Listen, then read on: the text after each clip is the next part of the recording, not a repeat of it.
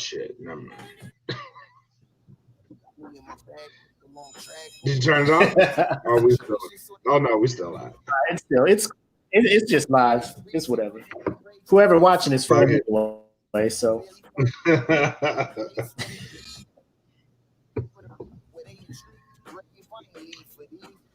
But in here, what you had to say? I was gonna see what you want to do about next week's show. So Saturday, it'll be a Saturday rather than a Friday because Friday will be in. Yeah, we'll talk about that after when we get done. Right on. Maybe even have it be exclusive Patreon shit. I don't know. We'll see. We'll see. If we're gonna let the Patreon, if it's time to start letting the Patreon behind the scenes of that film. Yeah, it is. It might be that time. All right. Oh shit, we got 7 people. You know what? Sorry. Where are our manners? Welcome to another episode of the Smoke Pit. I am your homie, Makk, aka your boy. And this is your boy, Bred Like a King, made as Kelvin Cayley. Welcome. We have one more episode before this is the last episode that we're going to be doing apart. Next week, you guys are going to see us together. So cheers to that. In person. In person. In a person. In the same room. All the shit. In person. A lot of content coming up. Cannot wait to share it with y'all. But before we get started, let you know off the rip, we got some sponsors to shout out. Shout out to Get the Plugs. Plugs are the wireless earbuds. You may see the Raycons and all that other shit. Now, Get the Plugs, homie. Get the Plugs. Address is there. Put in the code MRK space SX. You can put in the code INT15. All of these will get you a good discount on some good headphones, all right? Audioswim.com, all my musicians out there.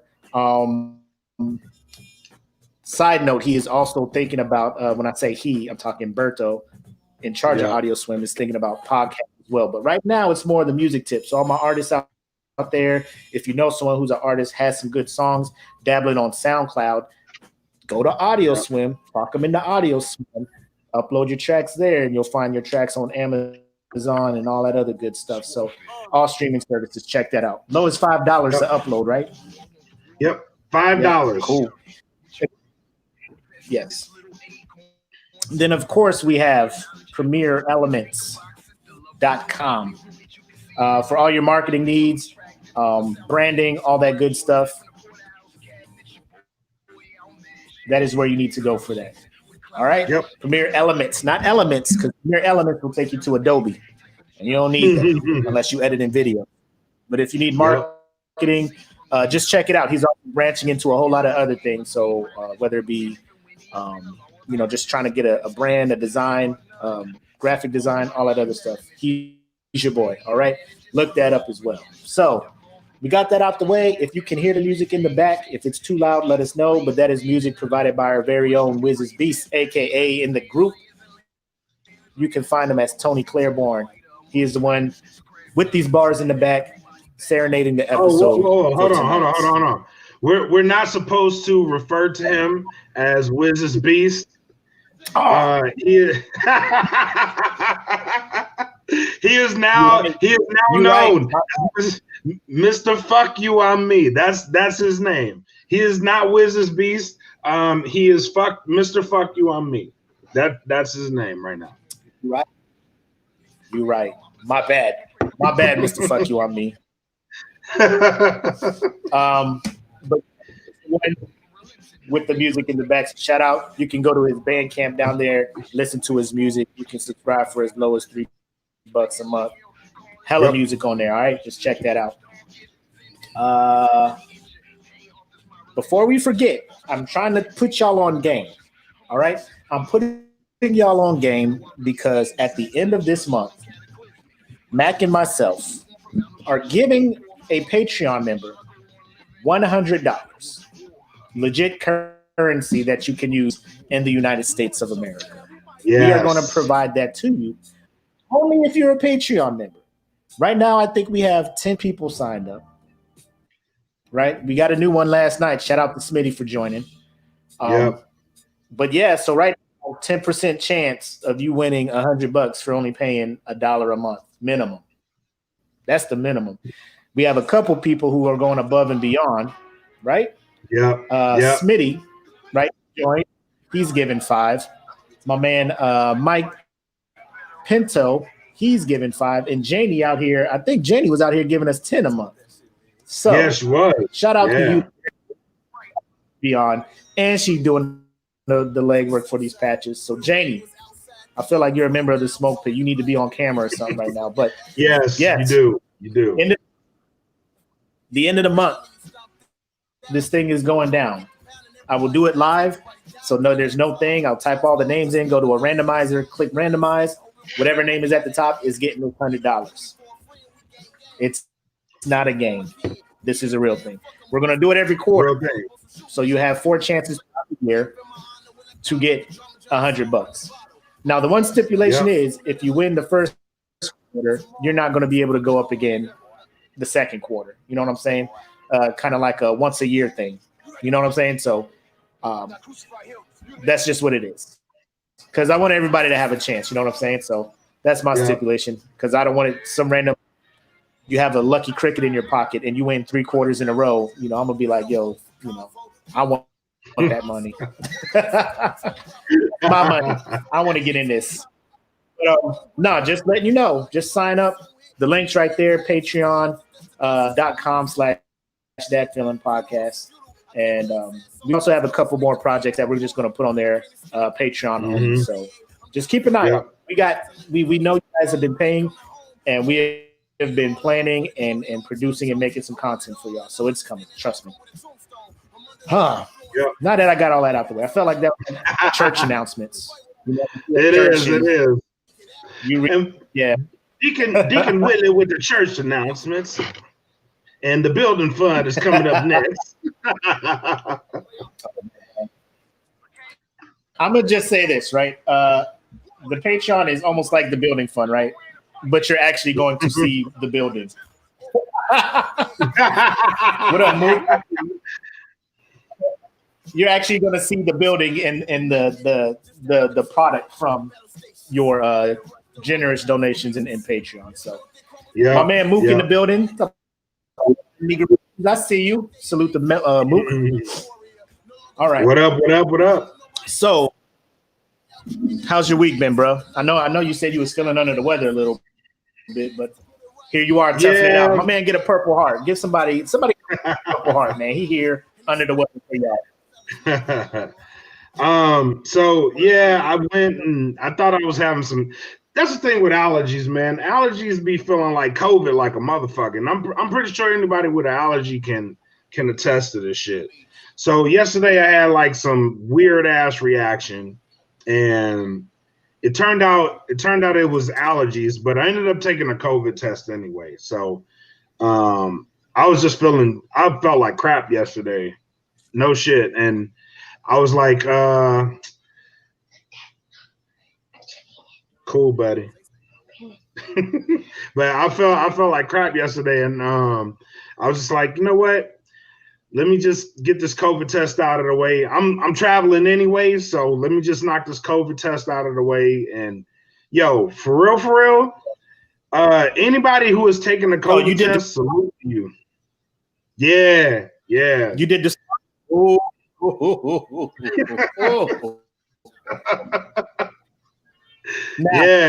Now, after she did the first nostril, did she give you time to collect yourself before doing the second one?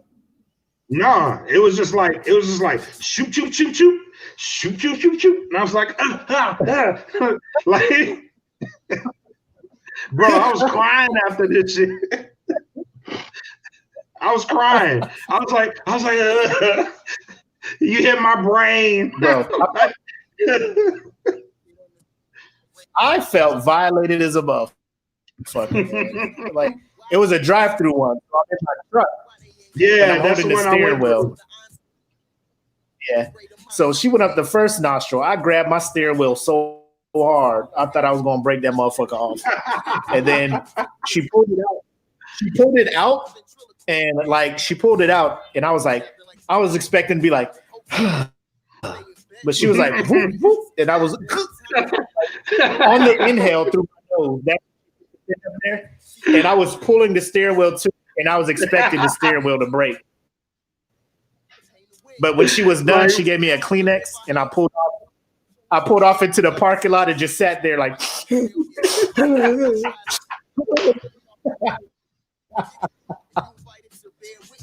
Yo, that's exactly how it went. I was like, oh my God, I can't. I didn't have no reaction time.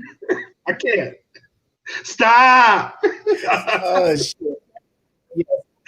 Like just slap her hand out the way, like, let me fucking breathe. Shit. You finna kill me worse than the damn virus. Get off me. For real. Get off me. She's like, I was like, it's burning. She was like, that means it's working. I'm like, what the fuck, man? This shit hurt. Stop. Yo, and the fucked up part, like, you know how many classes you've taken, you know, where they like health or anatomy, where they show you how the nasal canal go and shit. Yeah. I'm like, that is a Q-tip. Where the fuck is all that going? I felt that shit tickling the back of my eye. Like it was back behind my orbital socket. I'm just like, what are you doing in there? Shit. This shit ain't supposed to go that deep. What the fuck is going on right now? Like, but I kind of knew it was coming, so I was trying to prepare myself, and I was like on the way there, I was like trying to pep talk myself, like, all right, you know what's gonna happen. This shit is gonna go, but until you actually go through it, you have no idea. Because I was like, it's gonna go deep in your nose, and you know, just take it, bro. When that shit went in my nose, I was like, oh. Yeah, like you start gagging, and this shit ain't even in your throat. Yeah. Man, what the fuck? I'm not meant for this. Like I drove away from that thing like I should have told nobody I was sick. I should exactly how I felt. Like, I'm not saying another motherfucking word. Nothing. Nobody finna know about this shit. Nope. Just come to work sweating. You got a fever? No. It's just hot. What's wrong with you, man? Nothing. Yeah, it's hot outside. Arizona, am I right? Arizona, right? Anyway. All right. You ready to get into it this week? You know we got to start with the who's man. You know we got to start with the whose man's is this? No, I don't know. I posted in the group. And if you're listening and not watching, just go on Facebook, look up the SmokePit Podcast Fan Group, and you'll see all the like we post a lot of the shit that we're talking about in there, and we're just recently getting on Twitter with this shit. So if you're finding us, follow us on there or Twitter. You can search Twitter, the SmokePit DFPN. That's all it is. But we're posting a lot of our topics on there. But this week, your boy was in rare form. He was in rare form. He wasn't. Then he's back in rare form. Now he's in ultra rare, like ultra instinct form. Ultra instinct. We talking about your boy, Kanye West. Now, have you seen what he was up to, Black? Have you seen the week that he's had? Man, bro, like I woke up, what day was that? Wednesday? I woke up Wednesday and I'm like, yo, because my timeline was just like people was hitting me up. They was like, yo, man, you gotta look at your boy. He wilding. I'm like, who? They're like, Kanye. I'm like, I didn't care, but I was like, all right, whatever. So I went over there and Kanye was on one, bro. even if you don't care, Kanye was on one. He was full blown, like he was like, cover me with the blood of Jesus. Gone. Gone. 40 days and 40 nights in the wilderness gone. Gone. The Lord will be my shepherd gone by myself. So he is on a current he is, I guess, waging a war on behalf of creators and artists fighting for, I think this whole thing started, this is how I'm understanding it. He wants the masters to his songs. Right. The label is not giving him masters to the songs. So right. He is now spazzing the fuck out. Like, he's essentially throwing a temper tantrum that the label is not allowing him to buy it. I.e., remember when Mace went to Puffy and was like, hey, can I buy my masters? Puffy's like, no, you can't, type shit. Unless you can meet the offer this motherfucker is giving me. So he's throwing a fit. So he's on Twitter and PDF scanned his entire each contract for each his career label. He PDF'd his whole career. Yes. So he did that, showing you what he signed, when he signed, all that other stuff. And then the thing, at first I'm just like, bro, this is odd, But then you keep scrolling on his Twitter, and there's a video of him with a Grammy award in the toilet and him urinating on live streamed peeing on his granny. And then continues to post off the wall shit. Now, here's my thing. Here's what do we do, Kaylee? What do we do, Black? Did we bring him back in? Recently, didn't we kind of bring him back in? And then he started doing this. I'm running for president. Harriet Tubman was a slave trader and just took slaves to work from the south to the north. And then we were like, "Oh, you crazy again? Yeah. You wilding." But here's the thing with Kanye, though. The Kanye issue is really nobody is looking out for Kanye right now. You know what I mean? He's off his meds. It's obvious he's off his meds. So he's free. So when he's free, Kanye does typical Kanye shit. This is no different than George Bush doesn't care about black people. It's just directed at something else. You know what I mean? I forgot about that. But see, back then, I thought that crazy was cool. I was like, yeah, you tell him, yay. Right. You tell him, yay. Yeah, have that outburst. You know what I'm saying? Have that outburst on TV, national TV. Tell them what the fuck you think of Kanye. Hell yeah. But now it's like, it's like, all right, well, we need fashion and all this shit. And now it's like, whoa, hold on, bro. We can't go there with you. We can't go there with you. You know what I mean? You gotta chill. You gotta chill out. Ain't enough seats in that ride. You go ahead. I'm gonna meet you there. Yeah, you go ahead, Kanye. Yeah. Hey, I'll see you later. I'll see you later. Yeah. I can't follow you, bro. You wildin'. You wildin'. But he's like, hey, before I do this shit, pray for me. Did I make it out alive? You'd be like, are you sure you really want to go there, Kanye? Are you really sure you want to go there? Yeah, my nigga, pray for me. I'ma go. It's like, they're gonna kill you, Kanye. Quick, fast. So here's my thing. I'm just sitting here there are times where you just got to realize you got. You know what I'm saying? You got. Now, you just have to use yourself as an example for artists coming up now to be make sure certain things are in your contract that you have your masters or you have the ability to get your masters later. You know what I'm saying? You just have to tell people to be on the lookout for this shit. First of all, I would assume he would have some lawyers or shit look over these contracts and get with them and be like, yo, are you sure you want to sign this because this, and this? Yeah, like if you sign this, yes, you're getting money now, but in the long run, you're losing out because you don't have your masters.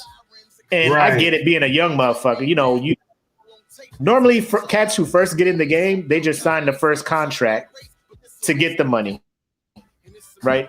And then after they get the money, they do their first 2 or 3 studio albums. Then when it comes time for the re-up, that's when they smart. That's when they start their own label type shit like that, like J. Cole and artists like that. They start their own shit. Eminem, 50 Cent, they their own labels. I thought Kanye did that because he went from Rockefeller to Good Music. That's his shit, right? But it's under Universal, I think. Yeah, Good Music is his shit, but it's an Island Def Jam venture, which if you look at his contract, it states that in his contracts. That's why if you look at all his contracts are through Island Def Jam because Good Music is a subsidiary of Island Def Jam, which he's not really owning his own shit. Yeah, and when you look at it, because you'll have Shady Records, right? Which is under Aftermath, which is under this, which is, you know what I'm saying? So it's just boom, boom, boom, boom, boom, all the way down. And that's how many people get a piece of you before it gets to you, So the more random record labels off the jump. Is that true, Gus? Hold on. Let me put this comment up here for those watching. Taylor Swift on the Masters from I wouldn't doubt that. Most people do. Kanye has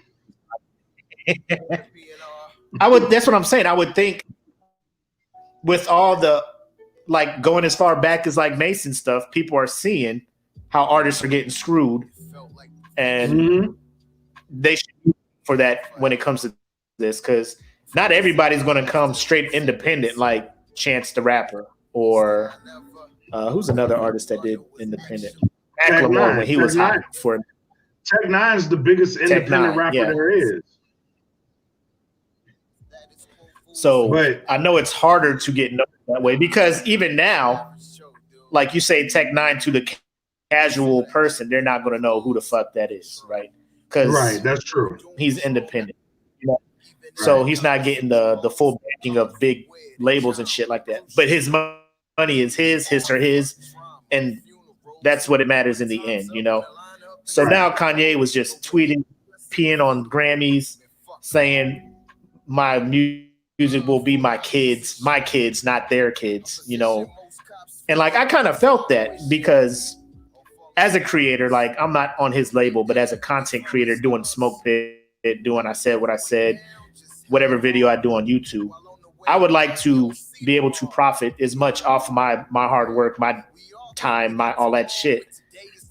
Yeah. Rather than somebody else profit off of it. More like I have no problem. Like if someone's going to help distribute my shit, however you say that word.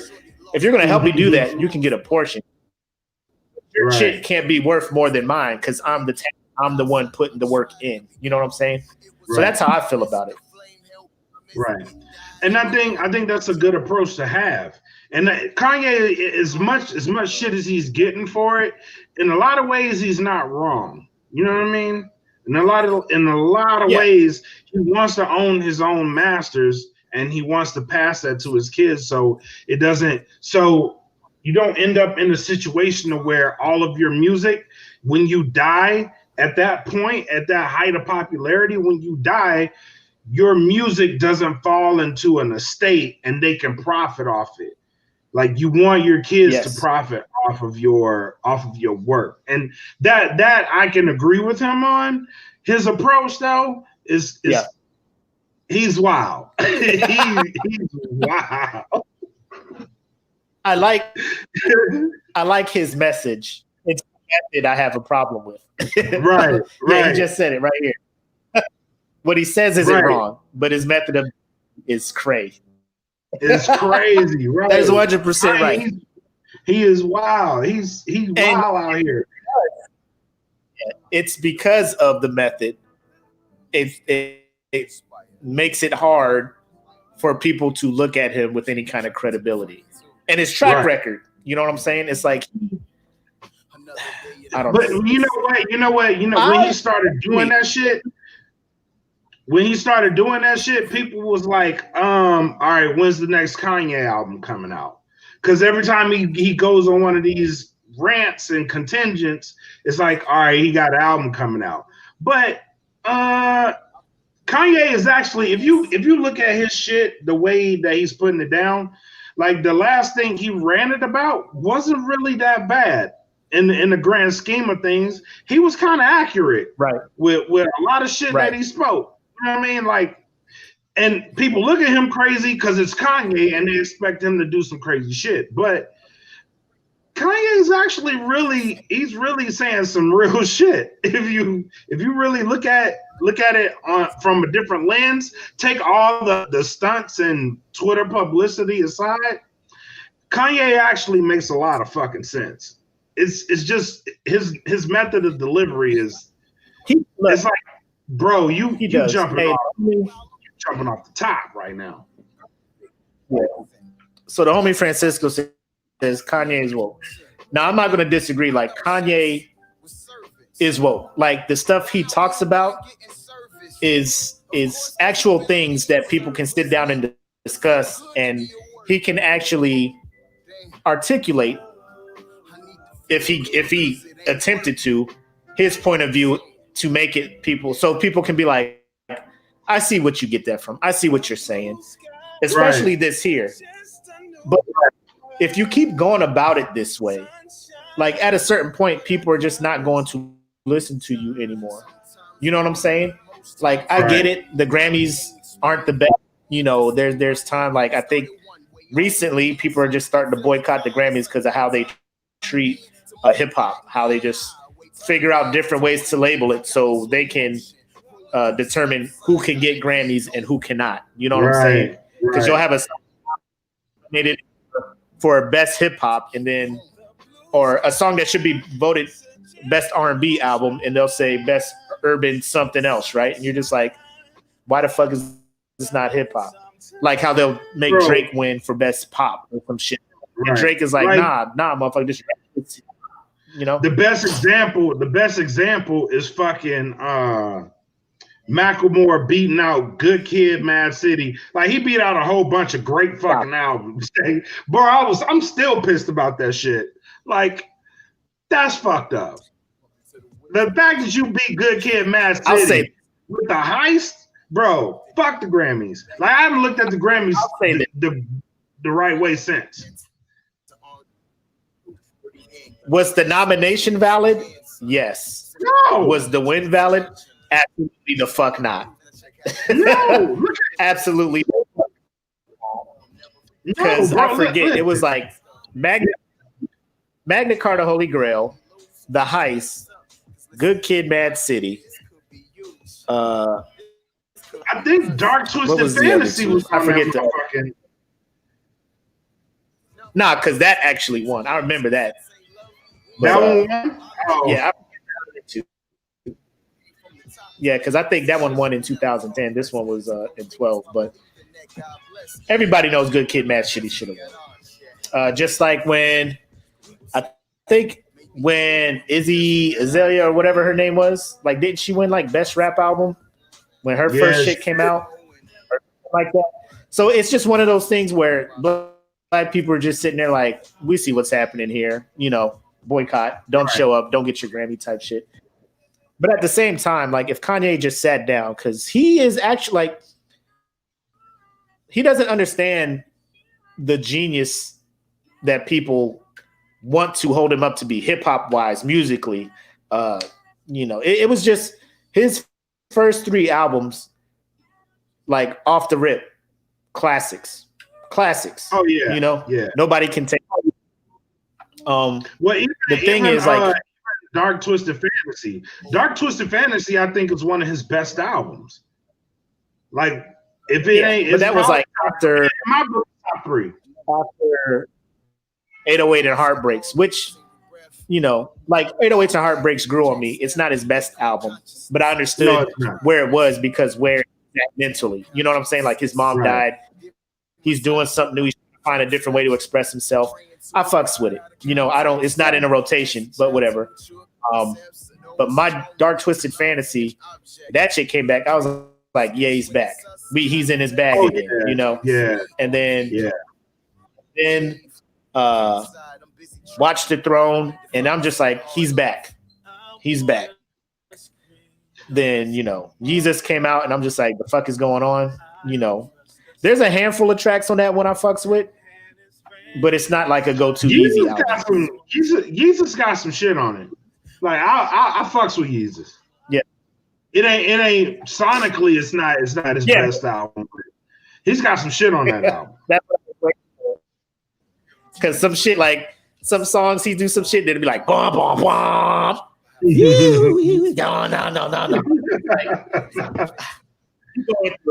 going through it, Kanye. Go ahead, bro. Go ahead. You going through it. I'll listen. But overall, his message I agree with. Like I said, as a creator at the level I am at, where you're at, right. You know, the rest of upcoming artists, all that stuff. You want to own or profit as much as you can off of your work. You don't want somebody who's not putting in the effort to get more of the profit than you. You know what I'm saying? But he's in this contract. It's legal. I don't know what he can do. Like, all this crying is not going to make Universal be like, you know what? You're right. Here's your masters. They're going to be like, damn, you just making more publicity for people to go back and listen to your shit that we own.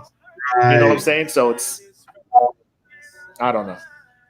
His method is horribly wrong with this. You want to move on to the next thing, or you want to y'all wilding out this fire emoji. Y'all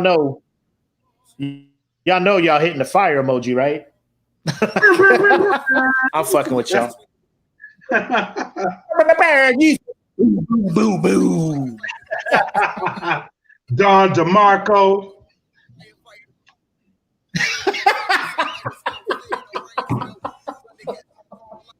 Who the fuck is Don DeMarco? Why y'all keep yelling his name when somebody get roasted?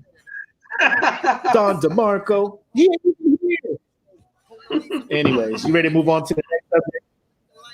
Yeah, let's do it. I don't want to go back, Marcel. I don't want to listen to Jesus. I'll listen to it when it comes on by accident. How about that? I don't skip it, but I try to avoid it. So I don't know if you guys noticed. You probably heard the story, but Aunt Becky, aka Lori Loughlin. I don't know why I did the AKA that. I should do the government, aka Aunt Becky. Either way, Full House. I know y'all remember that she got in some hot water when people found out, oh, your kids aren't really getting accepted into college. You just paid $500,000 to get them in college. You know. Right. So she got her and some other person. I forget the other celebrity that got caught. But she was finally sentenced today, guys. She was sentenced to 2 months in prison. And everybody's like, I mean, it's not a violent crime. It's whatever. But then she asked the judge if she could pick where she would go to jail at. And the judge says, yes, you can choose. So she chose to go to Victorville Correctional Facility, which is down the street from her house. So she can go to jail. Oh my God. Are you serious? Prison. Is she from Victorville, California? She lives in Victorville, dog. She's going to Victorville. And her husband chose to go to a prison in Santa Barbara. I'm like, y'all choosing where y'all go to prison? Like, real shit, I stay about 45 minutes away from Victorville. I ought to drive there and spit on the prison. That's bullshit.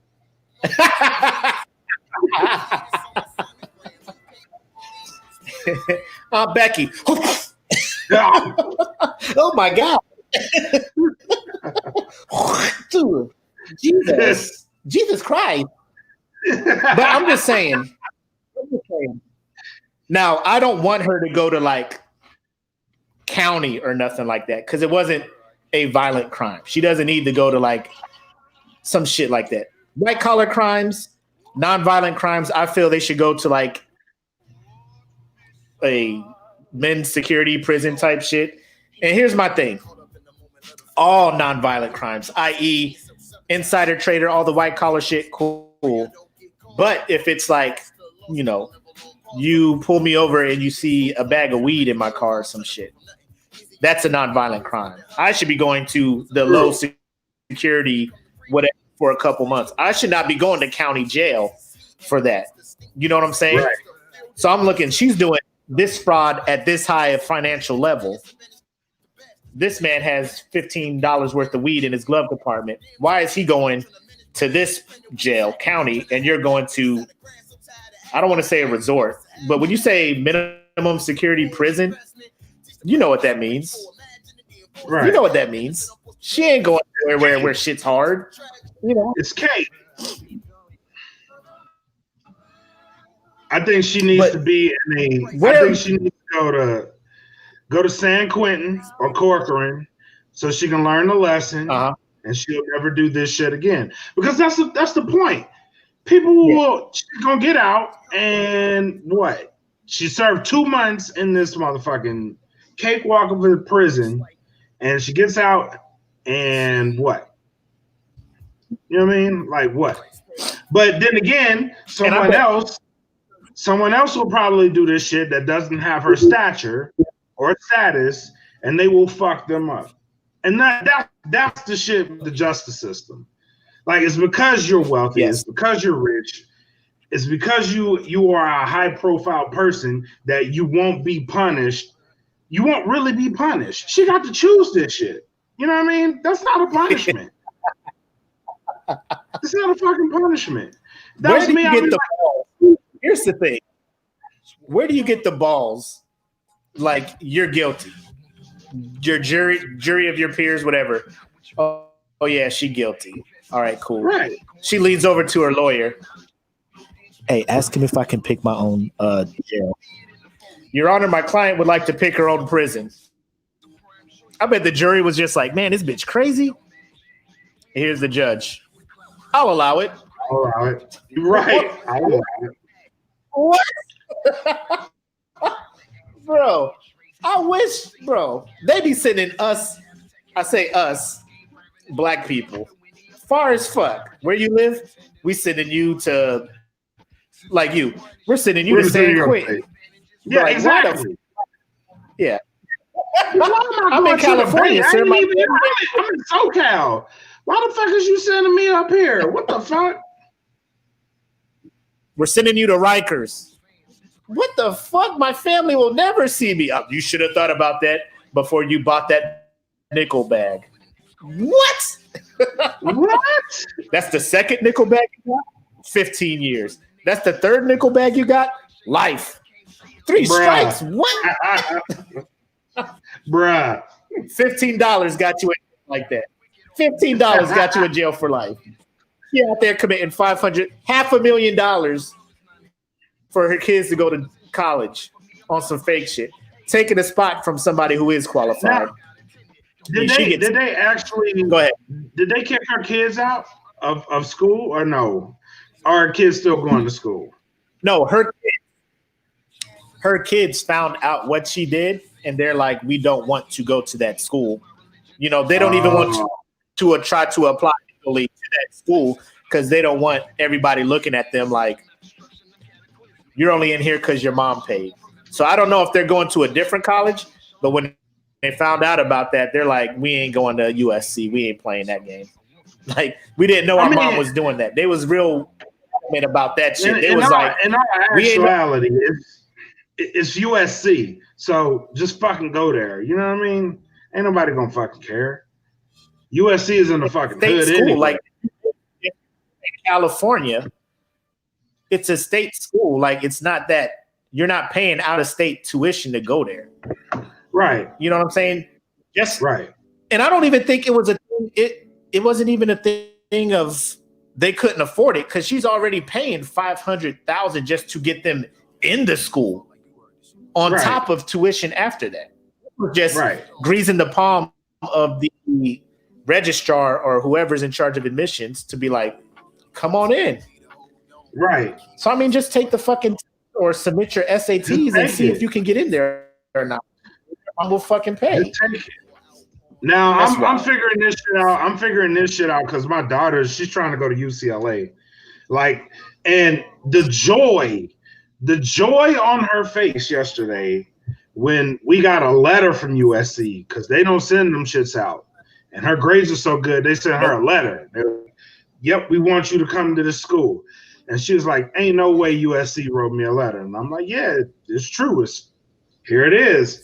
Like the joy in her face and the guilt that I felt as a parent, be like, you know, we really can't afford to send you to this motherfucker, so you have to figure this shit out. You know what I mean? Like that shit hurts.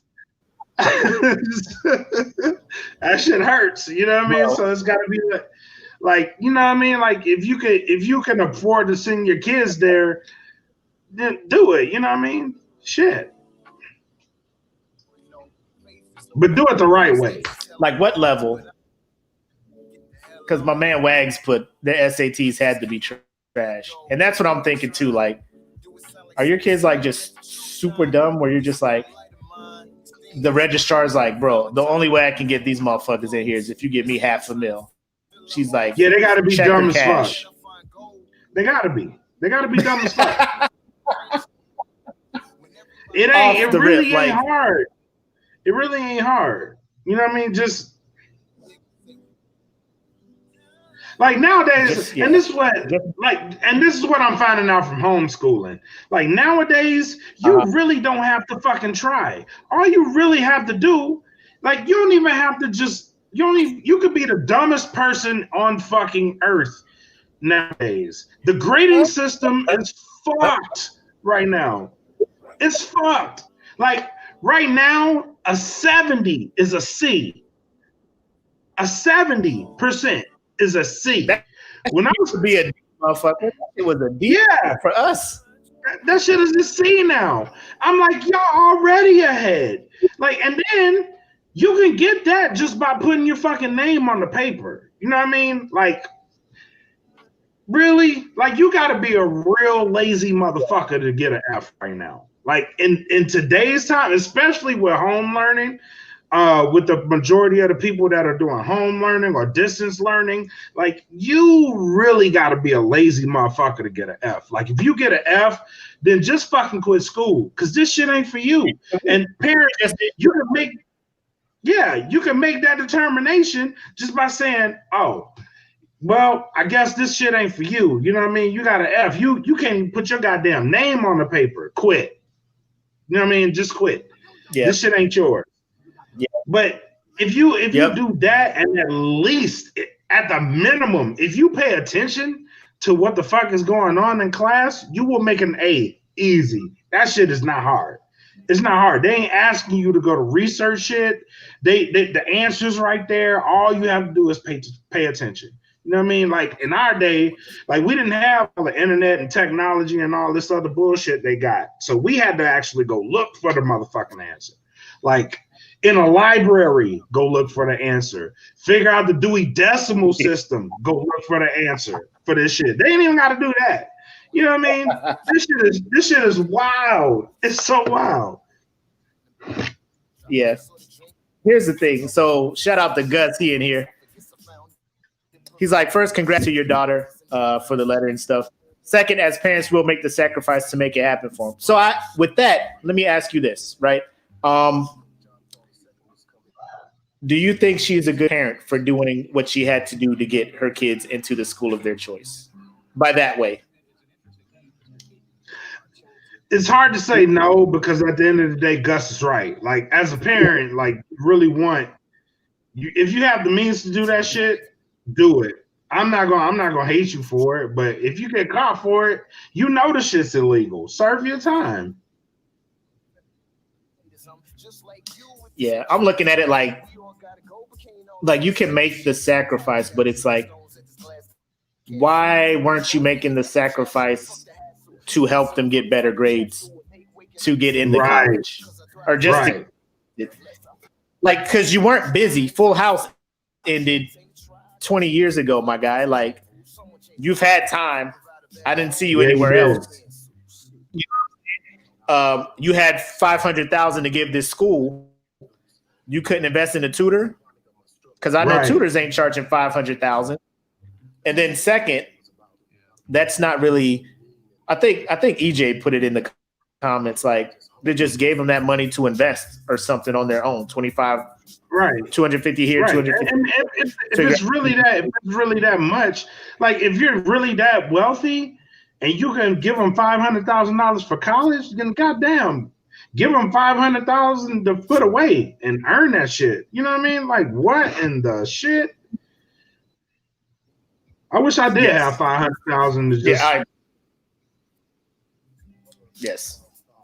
Because it would just be invested somewhere, and my kid would just live off the interest of that, while learning how to do. Just give them the. Yes. You know what I'm gonna do? I'm gonna go buy me a piece of land. I'm gonna build a house on that motherfucker, and I'm gonna kick them out. Go live in this motherfucker till you figure out your life, and then that's shit for you and your kids.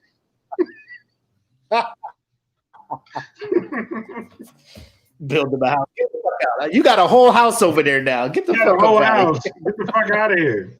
Fuck up out of here. Oh man. All right. But yeah, that just blew my mind that, she just had like, I could just imagine it'd be like on the charges against the defendant, Willie McCoy, guilty. You're sentenced to, 18 months, in jail. Yep. Your Honor, can I want to do jail at? All right, go ahead.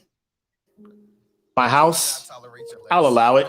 Because she's only going to serve like 1 month in there, right? And then she's going to serve the rest at her house or some shit. Yeah, y'all know that, behavior, right?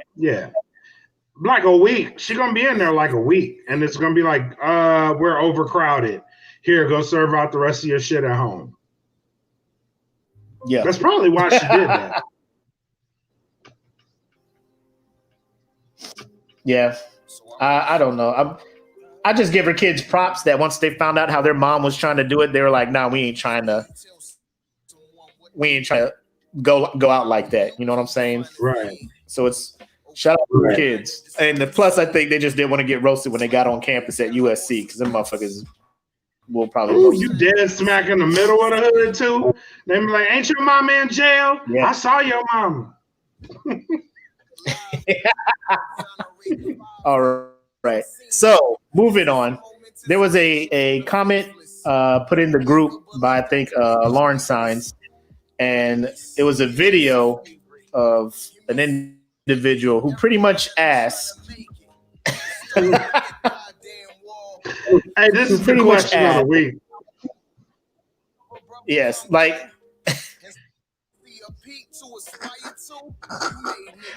So what did he say? Like wet people have a smell or some shit like that? He's like, I saw the video. People, like, he was like, we call it wet white people. Like,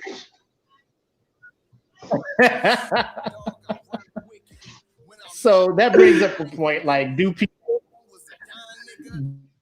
people have a default smell? Like, if me and I'll say Gus, he's Mexican. If me and him, we in a pool, we get out and we chilling. Like a blind man walk by and be like, "Man, there's a wet Mexican and a wet black dude here," based off of the smell. You know what I'm saying? Like, is that a thing? Does any? I don't know. Because I was looking in the comments and it doesn't look like anybody has any real experience picking race off of a smell. Am I right? That's true. Now, but I don't. I'll ask somebody. Go ahead. Somebody brought up a point, and it was like it depends on the region you're from, because mostly Southern people say that wet white people have a smell, like when it rains or some shit.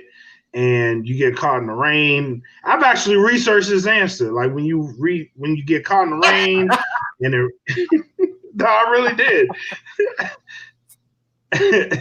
And there's a distinct smell to white people in the South that get caught in the rain and they're just dripping sweat.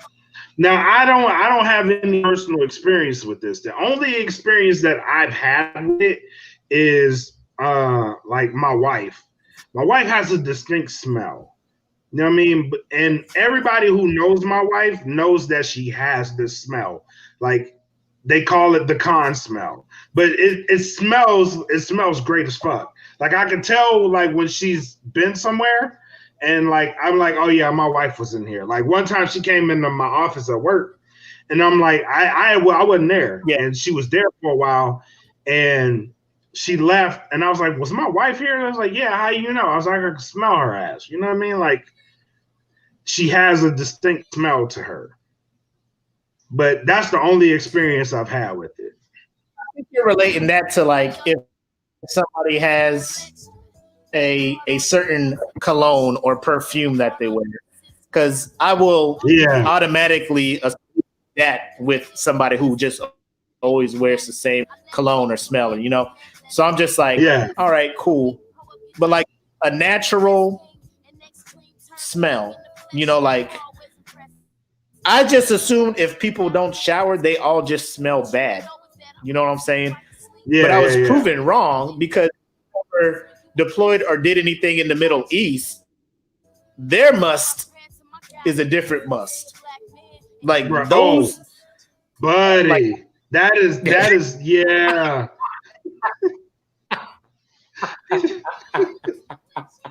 Yes. Shit. That is a whole different body odor. You know what I'm saying? Like that's just like if I was blindfolded. It's like stress and anxiety and oh my god, that shit is horrible. Like, bro, like I know why, but please, for the rest of us, shower. You know what I mean?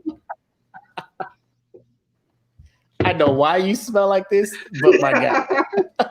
bro, it's too bad. It's too bad, my man. Like we had this one dude and we deployed in like January, right? But even in the desert in January, it's fucking hot sometimes. You know what I mean? It ain't always cold, even though it is winter. So you had those days where it was like 90 degrees ish, you know what I mean? And that's still too much to be, you know what I mean, to be that type of weather is weird. This dude wore a sweater, my guy. He wore a fucking sweater in the desert and was like, I know you musty. Like, don't take your shirt off. Please don't. And he do that shit. You'd be like, yo, man, get the fuck out of here. For real, please. Get the fuck out of here. Cause you killing us. You killing us all with this shit. Yeah. And I think that's how the rant was born. Like, please get the fuck out of here. Cause you killing the whole tent with this musty ass shit. This is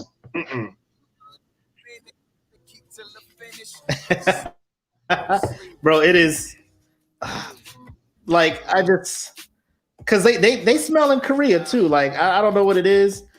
I don't know why a lot of other countries don't invest in deodorant and antiperspirant and shit. You know what I'm saying? I don't know if it's because it's against whatever religion, their culture, but I'm just like, I know you just showered, but that's probably going to get you about a good 30 minutes of smelling like Irish Spring or whatever the fuck it is you're using. After a while, like your body is going to sweat and you about to be all the way musty, my dude. Like not even a thing. Like not even a thing, bro. Why you smell? The worst body odor, and we chatted about it already, is I was in Iraq. This was the deployment, the 03 deployment. And I was on escort duty and we had to drive with the TCN's third country nationals or whatnot. I don't know why we call them third country. They're just local nationals is what they are. This is their country. Yeah. But we had to get them. They're driving the trucks that are bringing gravel onto the base so we can pave some roads or whatnot. I was in that truck with that dude, close proximity. He had the windows down. It's May. must in full effect. And he had the window down, driving like as fast as fuck. All the wind is blowing shit in my nose. All that shit in my nose. I'm sitting there like, Lord, man, this is hour 1 of 12 hours. God damn. And you know, they would try to, hi, how are you? Hi. Like, oh, don't raise your hand, bro. Keep these clothes. Keep these clothes. Keep them clothes. I mean, you just know. They get in the 5 you like, bitch, what the fuck? Yeah. Terrorist attack. Biological warfare. Biological warfare. Oh, I thought that was the who's in the building. Oh, so what up? Hey, actually, so he posted this. They say all those products be giving niggas cancer though. I've been using it. I've been using that shit. I don't want to say my whole life. Like, I want to say round about 8 till now. So about a good 30-something years. You know what I'm saying? Yeah. I have no cancer. I'm cancer free.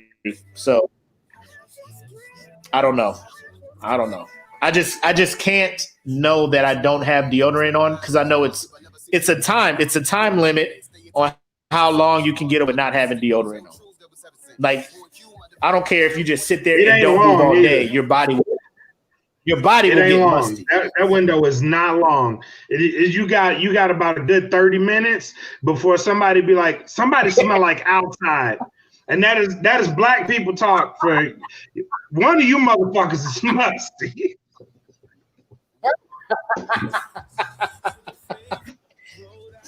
We're here smelling like outside. And like when you said that, I already know that smell. You know what I'm saying? Like, you just smell like outside in the shower. I barely did anything. Go get it. Go get your ass in the shower. Yeah, get your ass in that tub. What were you about to say about Tony? What was you about to say about Tony, aka Mr. Fuck? I was gonna say that we are playing Mr. Fuck You on Me's music. He is in the comments, so shout him out. It's scrolling across the bottom. thatfeeling.bandcamp.com, and he has 4 albums up there right now. So go listen to his shit. Incredibly dope, brother. If you want to stream something, if you got Apple, Amazon, or whatever, just search With His Beast. And he has a single out produced by was it J57? J57. Yep. Yeah. Masterpiece Theater, I think it's called. Bars. Go listen to it. All day. Bars. But yeah, Bars. And if you go on Amazon or wherever you stream music at, the Go Get It compilations, he is featured on those as well. Bars. Him, Smitty, Mark Socks, they all on there. Gang. Gang. Go get it. Hashtag go get it. All right. It's about that time, man. You ready for these brackets or this bracket? Let's do it. I will say before we get into this bracket, I warned y'all before we even got going. Don't fuck this up for me, because I wanted my final to be great, and I will say y'all did a good job this week. Y'all did a real good job this week. Kudos to you for doing that. I'm on the other side of that. Y'all fucked this up royally. Because y'all just ended up picking your favorite villain. Y'all didn't do shit about Relatable. Because y'all had some weird votes in here like raptors and sharks and shit. What are y'all doing? Y'all are just playing. This was another Son of the Mask thing y'all was fucking around with. And I didn't appreciate that. But we're going to talk about y'all fucked up choices in a minute. Let me go ahead and So it caused me to put the relatable in quotes. It caused me to put that shit in quotes because y'all playing around. Y'all was in here playing around. Now there are some things where, of course, you can't relate. Like people were looking at relating. Like I understand why he did that, and then people are like, "How can you relate to a person who will massacre whole galaxies?" Like, bro, calm the fuck down.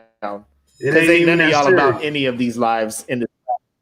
Ain't none of y'all about none of these lives in the bracket. Ain't nobody on that John Q shit in this motherfucking in this group. And if y'all are, let me know because I'm gonna need y'all to ride with me if that shit go down with me. I'm gonna need y'all to run up in the hospital.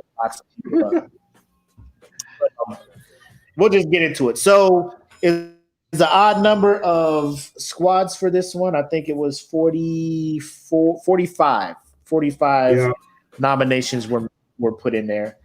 And so we had this weird bracket. So there was a play-in round.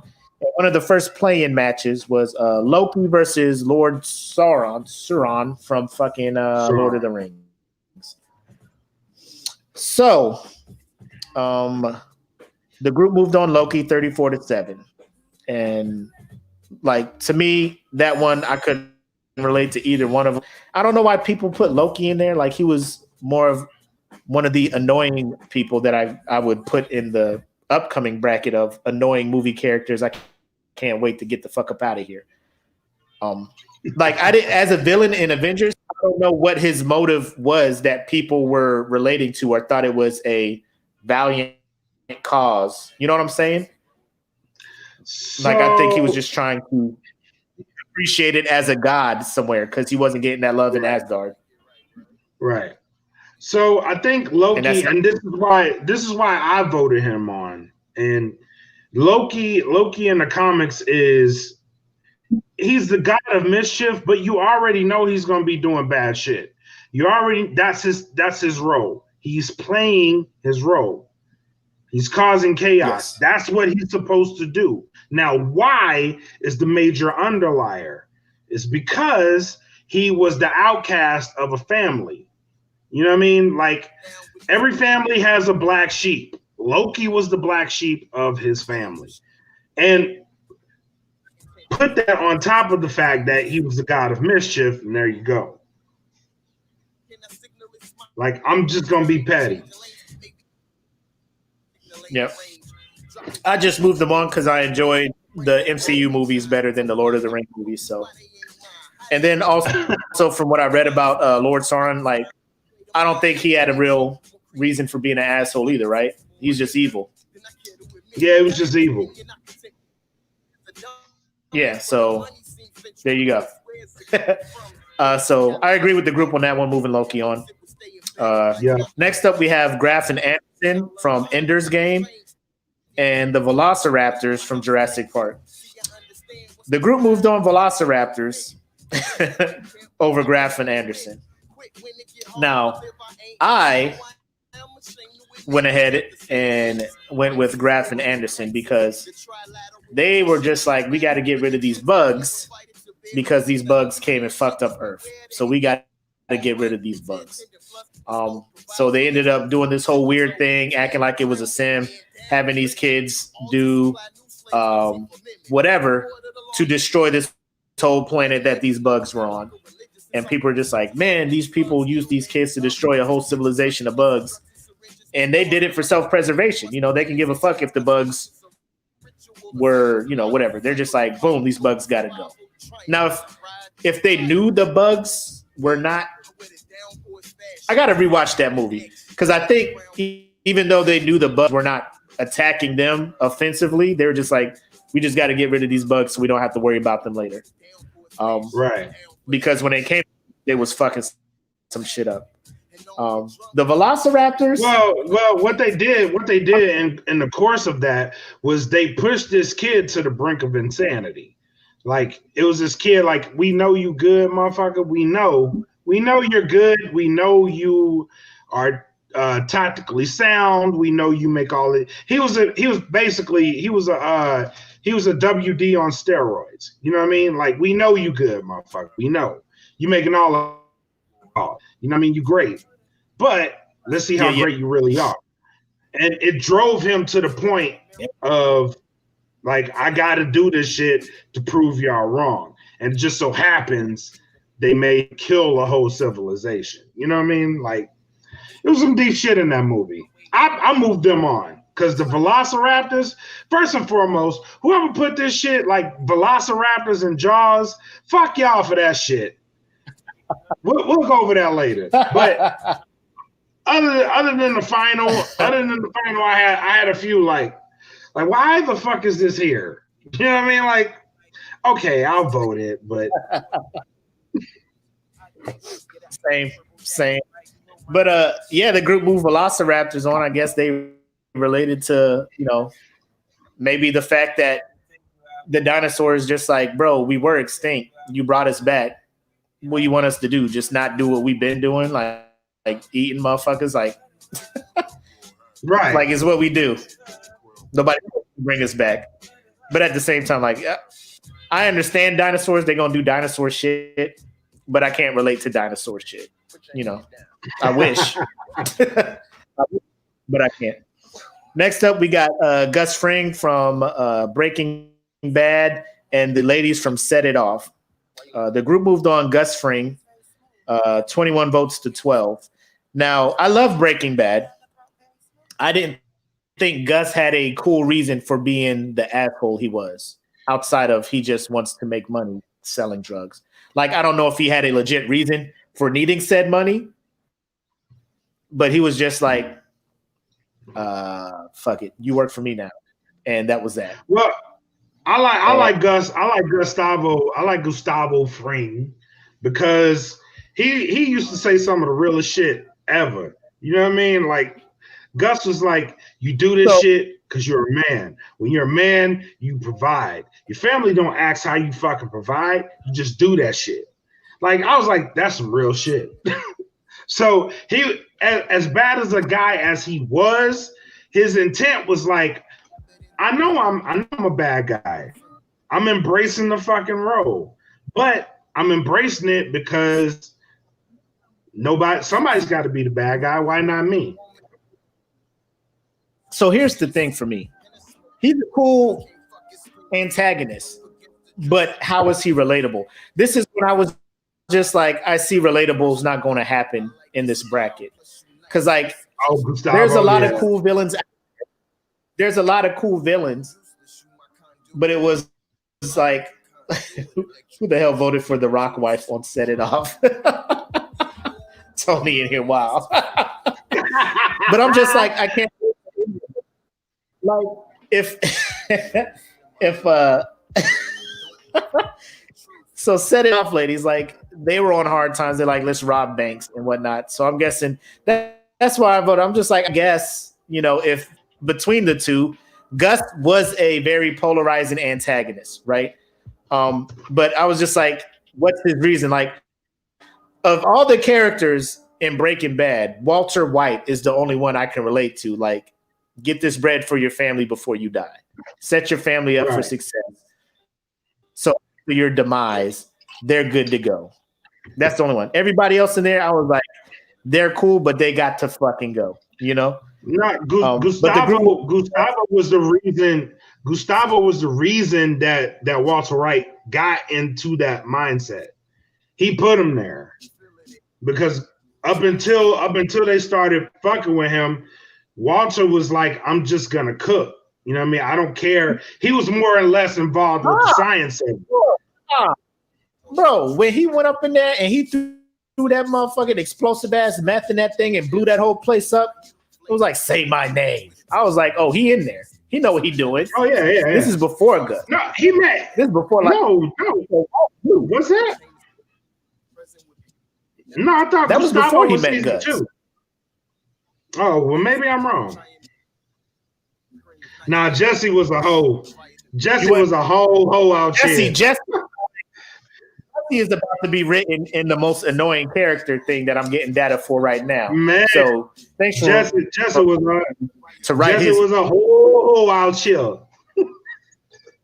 Science, bitch, yeah, bitch. That's why he ain't doing nothing now. He's just a horrible. Side note, that movie El Camino, the Breaking Bad movie on Netflix. I didn't even watch that shit. I didn't even watch it. Good. Trash. So moving on, the next one is James St. Patrick from Power and Roy Batty from Blade Runner. I went with Roy off the rip because James St. Patrick, trash. If you watch Power, there is no way James St. Patrick is a relatable villain at all. He's the reason all the fucked up shit happens in the show. Off rip. Ho. You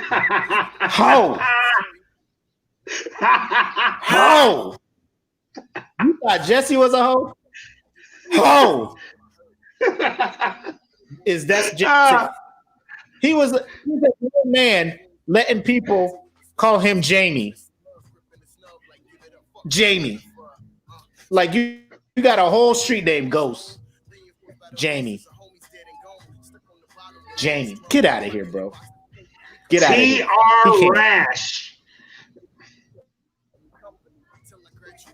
El Camino was fired. Oh, that's a whole nother podcast. Hey, when we get to dating, we'll talk about that. Mr. Fuck You on Me. We on tap for that. We got to talk about El Camino. We got to talk about Stephen A. too. Stephen A. Smith deserves his own podcast. We got to follow up on that. So, did you pick Roy too? Why did you pick Roy? Is it because you related with him, or you just hated Ghosts? Nah, I just didn't like Ghosts. I really didn't like Ghosts. And then on the fact of that, what he did to make Tariq as much as a BAN as he did, because Tariq is in my most annoying character bracket based off of what Ghost did to him. Oh, did you see how many nominations he got? He probably gonna be a top 4 seed in that bitch. Man, 1 seed. He is a fucking 1 seed. Man. What up, Kay? Yeah, that drawing ain't gonna be to the end of the month, girl. So, I will make sure to go live with that. She here like, I'm here to get my $100. Appreciate you joining the Patreon, though. I'm here to whistle. So then we have Draco Malfoy from Harry Potter and Tyler Durden from fucking Fight Club. Me, I didn't think there was a villain in Fight Club. Did you think there was a villain in Fight Club? Draco can be considered the villain. I mean, not Draco. Tyler can be considered the villain, but I thought he was cool as fuck, honestly. I think people are just, I don't know if people are looking at this like the person who redeemed their self throughout the story arc or whatnot. I agree with AD. Like, Tyler wasn't even a real person. That's like your kid's imaginary friend winning friend of the year. Like, motherfucker ain't even here. You shot yourself in the fucking head at the end of the movie. Like, people are just watching you lose your shit this whole movie. And it's like, what is happening here? What is going on? Right. He wasn't. And then at the end of the movie, at the end of the movie, everybody was like, "Damn, Kanye wilding the fuck out." Maybe Kanye is in his own Fight Club. Maybe he has a Tyler fucking around with him. Like, yeah, pee on that shit. Get that shit, motherfucker. Pee on that shit. Go live with it. Go live and pee and put it on Twitter. Let them see it. It's the most ridiculous thing, man. His ass would be me too if he had to. Oh, girl. Yeah. And then, oh, God. How do you... I like Fight Club. Okay? I like Fight Club. But it's just... Y'all were just putting people in here. Y'all was just putting people on this thing, and I'm putting them on there. Like, I don't think y'all are understanding what the fuck I'm talking about. So I'm not here to just slap hands and be like, no, you can't vote for this motherfucker. But I'm about to start getting there. If y'all start throwing fucking Pegasus and Velociraptors and shit when I'm trying to be real with some shit. I'm just trying to do like this bracket could have just been, 32 people, 32 real ass people or some shit. But that's neither here nor there. The group decided to move on, Roy, 15-13, so that was a close one. Draco won. No, Draco lost. Tyler moved on. I didn't know why Draco was on there anyway. He was like the 20 seed, so. Yeah. Then we have the Enchanted Side Squad, which I don't know who picked her. She's not relatable at all. I don't know why. Somebody thought she was cool, right? Or something. I was looking at this and I was like, why is she on here? Like, this is another one of my questionables. Like, why is she on here? We haven't even. This is just a play-in round. We ain't even got to the first round of this shit yet, and I'm already like, why? What is that? So this is my thing. I was looking at the play-ins, and I'm like, these motherfuckers ain't gonna go far, because then, like, the actual seeded people already in there are like legit villains that you would agree with. Right. So I was just like, whatever. Like, first of all, right off the bat, the fact that Toombs or the Vulture from Spider-Man Homecoming, who is a relatable villain, is number 44, I was upset. Out of 45. So out of 45, he was number 44. He's probably one of the realest, most relatable villains in this thing. Because he had a salvage crew, and then S.H.I.E.L.D. people came through, was like, nah, we don't need you no more, Playboy. He's like, my guy, my whole crew, this is how I provide for my crew. Nah, you got to go. All right, bet. So now he's like, well, I'm going to steal shit now. I'm stealing shit. I'm salvaging shit. I'm doing this. I'm selling it on the streets to make money to feed my family and my crew's family. I'm looking out for my peoples. The Avengers like, I can relate to that. Yeah. Yeah. Yeah, I didn't tell the Avengers to knock down New York City. FEMA's not covering us, so. Yeah, exactly. FEMA ain't here. Toombs is here. Let me clean it for you. She was like, nah, Playboy. It's the nah, we got this shit. We got it. Don't even worry about it. He got a whole beautiful black woman at home he got to provide for.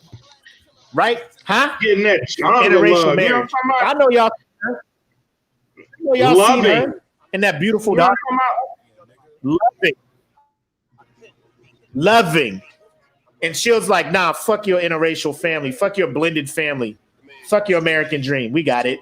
Bet. I'm fucking all y'all up. And he was. Yeah. He was. Watching me build these hawk wings out this motherfucker. You know what I'm talking about? Mama takes Spider-Man up into the and drop his ass. That motherfucker so scared. His suit was like, go Tony Stark. You know what's going on. But and did they pick Kara Dick? Before I forget, I know a lot of people. Who? Toombs moved on. Okay, cool. The group picked Toombs, and then we got Jack Doyle from where's he from? Gone Baby Gone, I think, and then Ruafo, I don't know, from Star Trek. Apparently, the group moved on Ruafo. I don't even know how to say this motherfucker's name. Yes, Ruafo. I thought Ruafo. Like, do you know the backstory about him? Yeah, I forgot about him, and I actually had to Google him.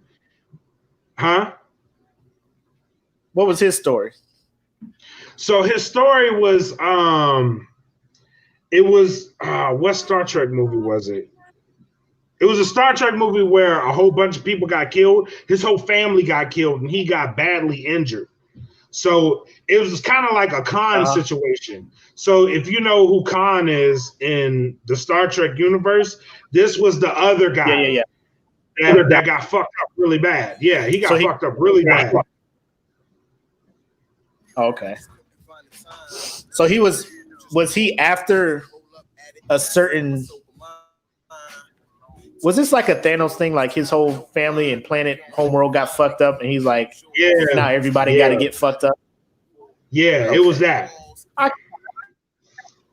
I can understand that. I don't know if it's relatable. Jack Doyle was just like that movie Gone Baby Gone. I'm just like, it was a good movie. I just didn't rock with it. But seeing how I never saw Star Trek Insurrection. I voted for Jack, but the group moved on Ruafo. And so he moved on. Still in the playing thing, we got Johnny Lawrence from Cobra Kai or The Karate Kid and Mystique from X-Men. The group moved Mystique on 21-20. And I wasn't upset about that. Me neither. Mystique was trying to be cool. The world wouldn't accept her. She moved on to be like, well, fuck y'all then. I'm going to join Magneto's team. And Mystique is the classic story of the desert queen that comes home and then decides to ruin everybody's lives. So remember when we were deployed? No, shut up.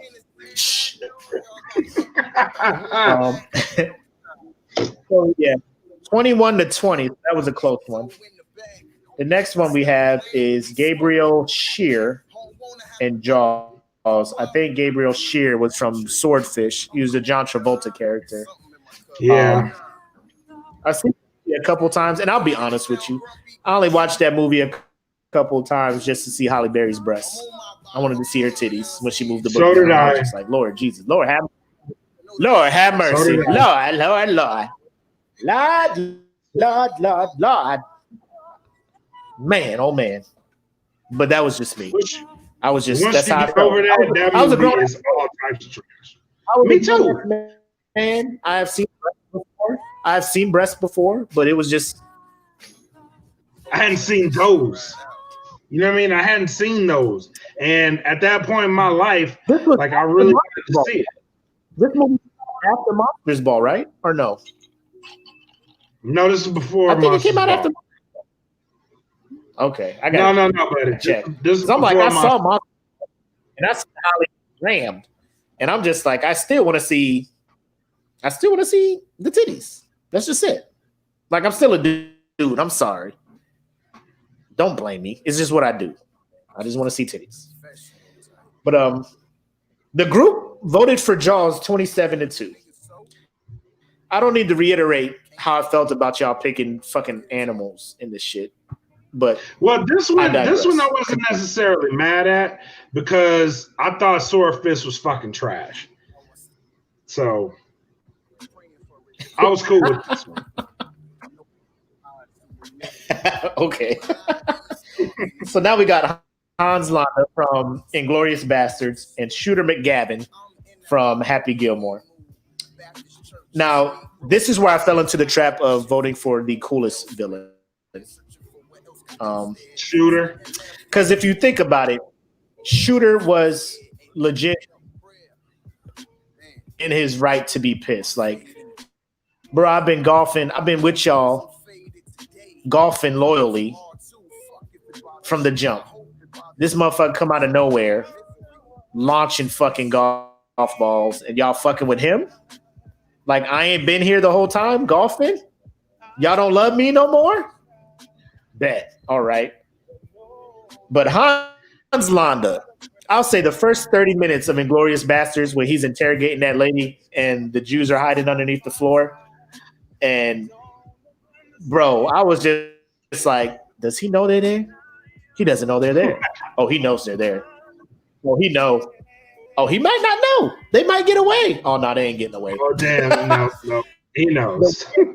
Psychological, like allowing people to think that they're getting away with shit, knowing that they're not. I was just like, this motherfucker is evil. He is evil. He is all of our parents. You know what I mean? He is all of our parents. I know you did it. Just tell me. He was excellent in that role throughout the movie. Every time he got an interrogation with somebody, I'm like, girl, he know. Like when she went in there with that broke ankle, he was like, what happened to your ankles? He knew where the fuck you was at. It's like when a kid get home from school. How was class? Huh? It was good. How was class? Was everything good? Did you skip school, you lying motherfucker? I know you did. They called me, motherfucker. They called me. I know you ain't in school. That leading question is everything. It's everything. Like when they real specific. How was English? Was English good today? Huh? Yeah. You ain't got no work doing English? No. Like I'm asking you about a specific subject. Ain't nothing click in your mind to let you know that I'm asking you about this shit? Oh my God. Oh my God. Kids just be walking into shit. Like when we were kids, we could get away with shit because they would give you shit like give this to your parent. I'd be like, okay, they will never see this motherfucking letter. Yeah. That shit is in the little drainage thing on the curb, the sewer, right in there. Be like, uh-oh, it fell. I dropped it on the way home. I couldn't show it to her. Okay, make sure she gets this one. The wind took it out my hand. Parent ain't seeing none of this shit. You gotta have to call her in. Give me a couple more weekends of freedom. Oh man. But yeah, so the group moved on Hans 21-15. Now this one the next one is John Q versus Ra. I don't know how to say his name. Rawal. I want to say Rual, whatever.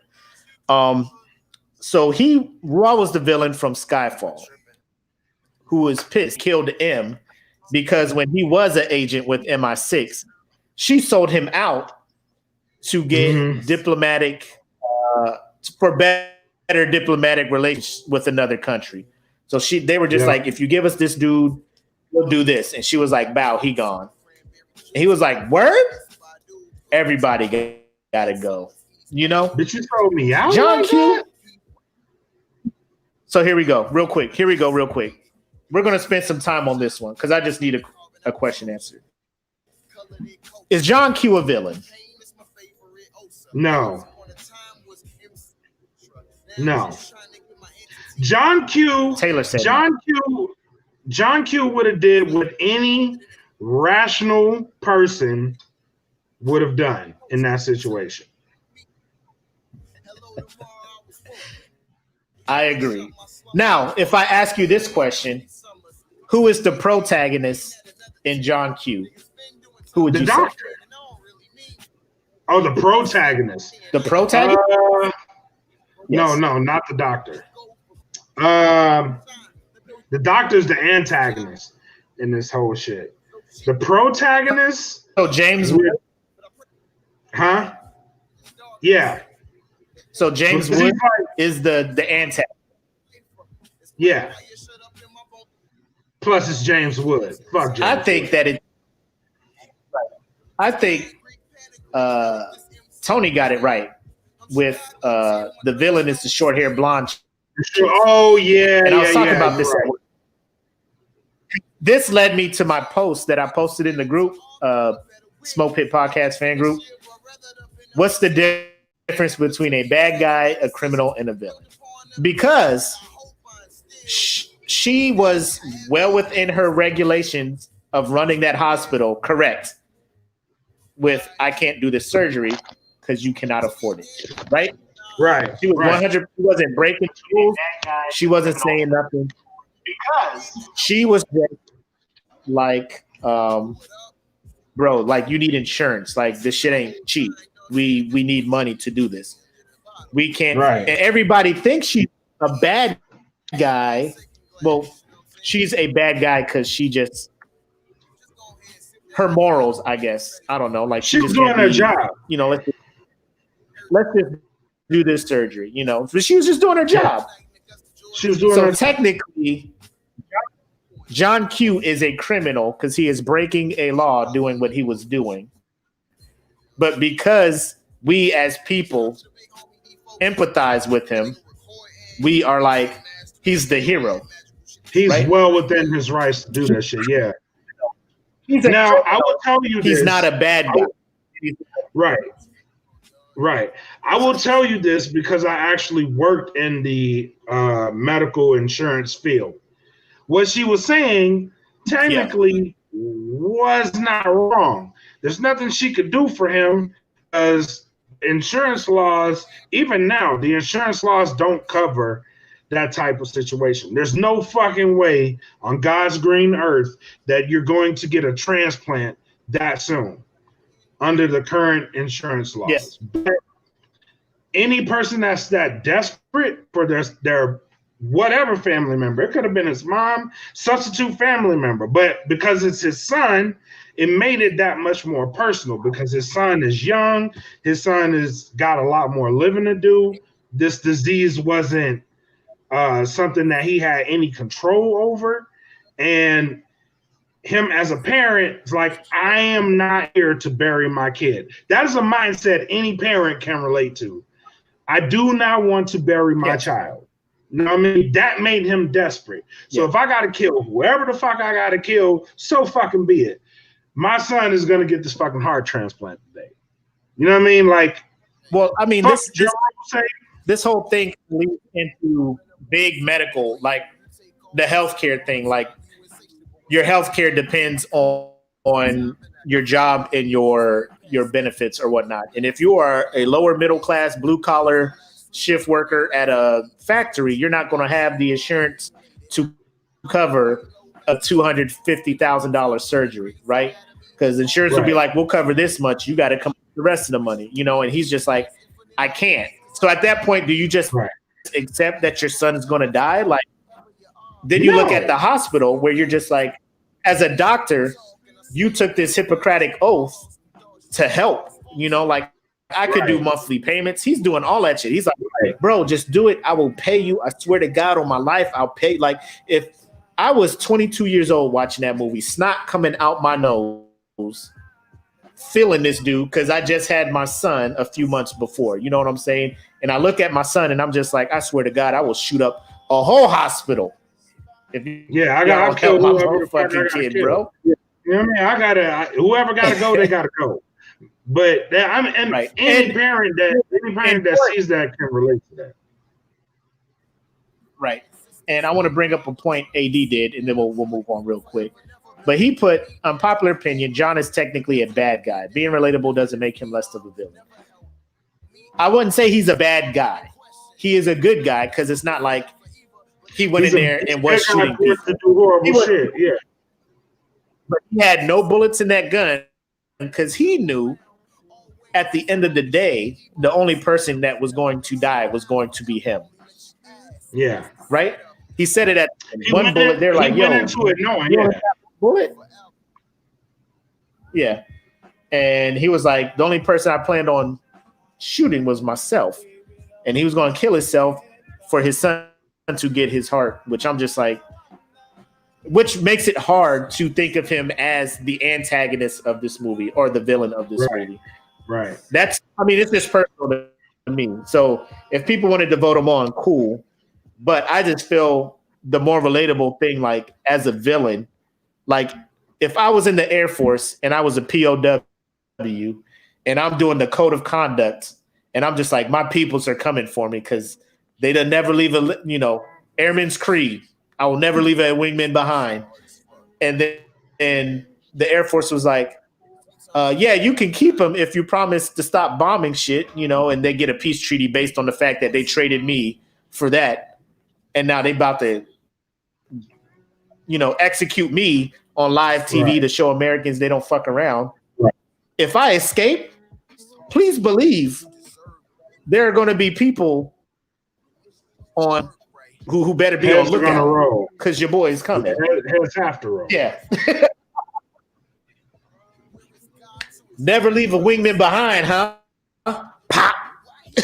I will never in everybody's house. I will never stop kicking your ass right now. You know what I mean? I'm gonna beat the shit out you. I'm an American airman, huh? My nation's sword, huh? My mission is to fly, fight. Bitch, I'm about to win today. Bitch, I'm winning today. Fly, fight, win, boo boo. I'm winning, boo boo. Oh man. But that's why I related with him. I'm just like, I can understand, like, you doing all you can for this secret agent service for the queen, and they're just like, oh no, you can keep him if you bet. Okay. Fuck all y'all. All y'all. Is this your boy? Is this your boy? Both y'all getting fucked This up. your man's? Oh yeah. Yeah. Clapped up. Clapped up. So the next one we got Light Yami from Death Note and Tony Soprano from obviously The Sopranos. Take this one. Take Tony this one. Soprano. I gotta go. I'll be. All right. So I don't know if y'all fucks with the anime, but I fucks with the anime. And my man Light Yagami comes across this thing called the Death Note, and you write the name of a person and they die within 24 hours. You can get specific with the way they want to die, or if you just write their name and don't get specific with the method.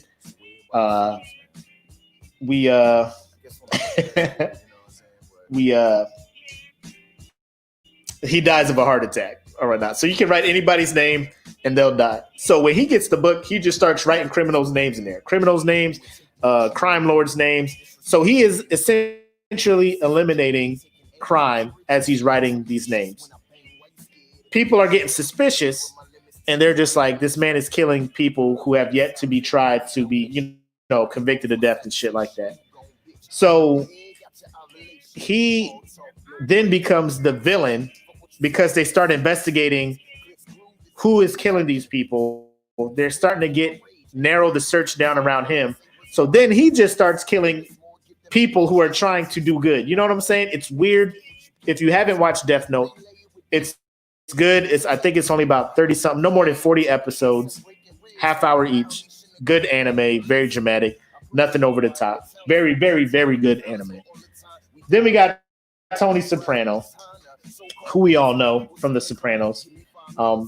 Me as a anime head, obviously I voted for Light, but the group moved on Tony. Hold on, what we got? Truth, moral corruption protected by the law. Oh, let me just bring this one up here so y'all can see it. Truth, moral corruption protected by the law is the worst kind of wrong, like police brutality. I feel that. The group moved on Tony. I wasn't a fan because I kind of relate to Light. Like, if I had the power to start getting rid of the bad people in the world, I would do that. You know what I'm saying? And I don't know why it's a bad thing. I don't know why people would be upset. I understand why. They're just like, people just, we just can't have somebody with the power to kill whoever the fuck they want, right? So we got to find out what the fuck's going on. I voted for Light. The group moved on Tony. It is what it is. This is where I started getting suspicious of what the fuck was going on. 15 to 21. Next, we had Cruella de Vil and Shere Khan. Cruella de Vil, I guess. I don't know why she's relatable unless you like hate dogs or some shit. I don't know why she was on here. Shere Khan was a tiger. He's like, we don't want humans by us because humans be killing shit. So if I see a human, I'm going to kill it. That's why when he saw Mowgli in the Jungle Book, he was like, this human's got to go because he's just going to tell other humans where we at and they're going to fuck us up. So I understand why he was mad. It's self-preservation. Like, we was here. Y'all bringing people around here. Y'all fucking us up. Well, I mean, all right, Eric. So back to Light. What would he do? Because he's going to get the death sentence when they catch him, right? They're going to be like, you killed these people. You got to go. Right?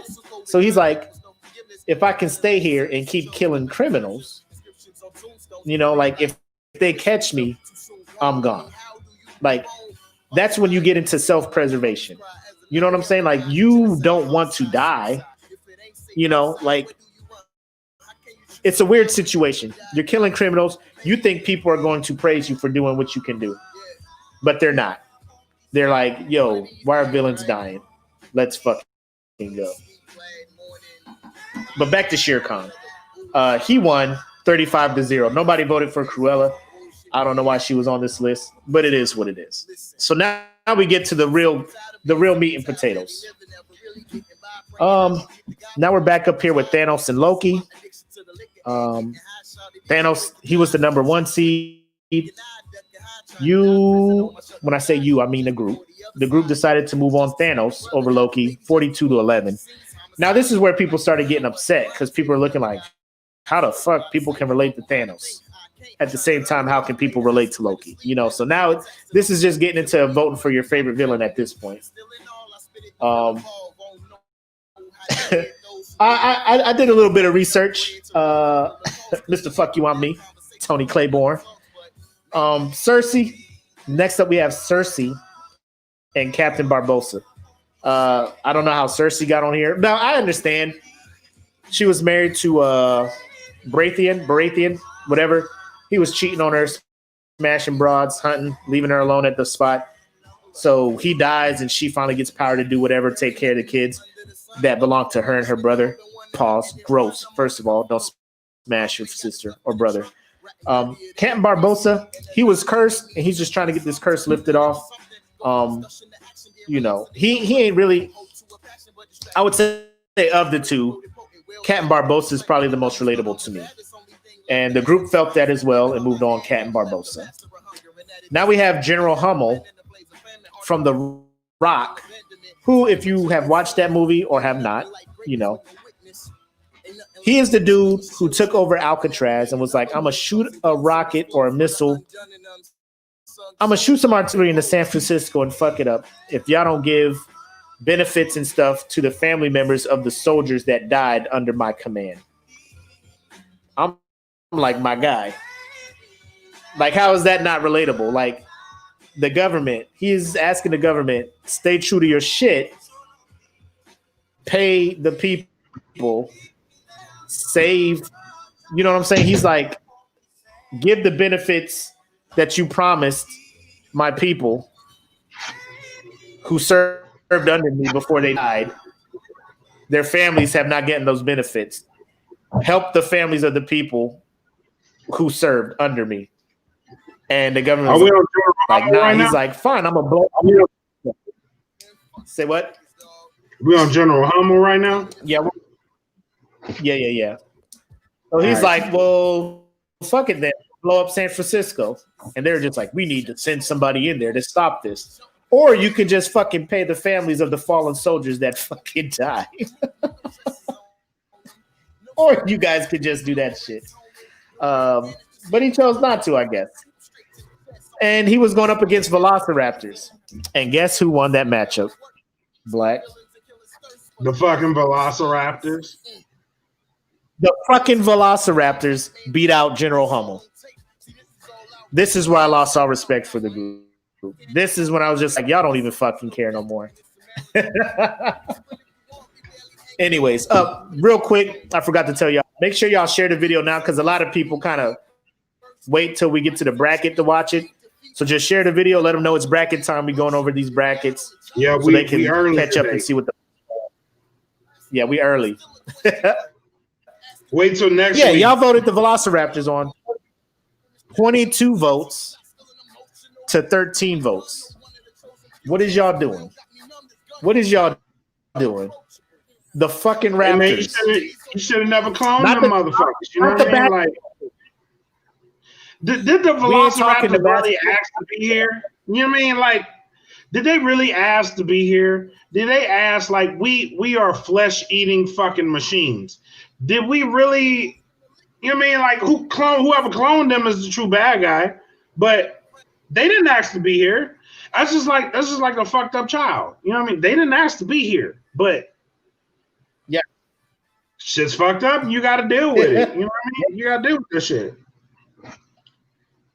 When y'all are sitting here telling me, that lets me know y'all didn't Google, y'all didn't watch The Rock, y'all didn't do none of that shit. You didn't even try to understand what General Hummel's thing was. Y'all were just like, I remember the Velociraptors. They were cool. Velociraptors. Y'all hurt my heart here, man. As a veteran, I know all the veterans we got in this group. My man only got 13 votes to move on. Trash. FYI, the song that's playing now is probably my favorite Wizards Beast song. I'm just letting you know. Let me give you the name real quick too. I know we fucking the bracket up, but scroll down to the bottom. Look at that shit scrolling across right now. It is datfeelin.bandcamp.com.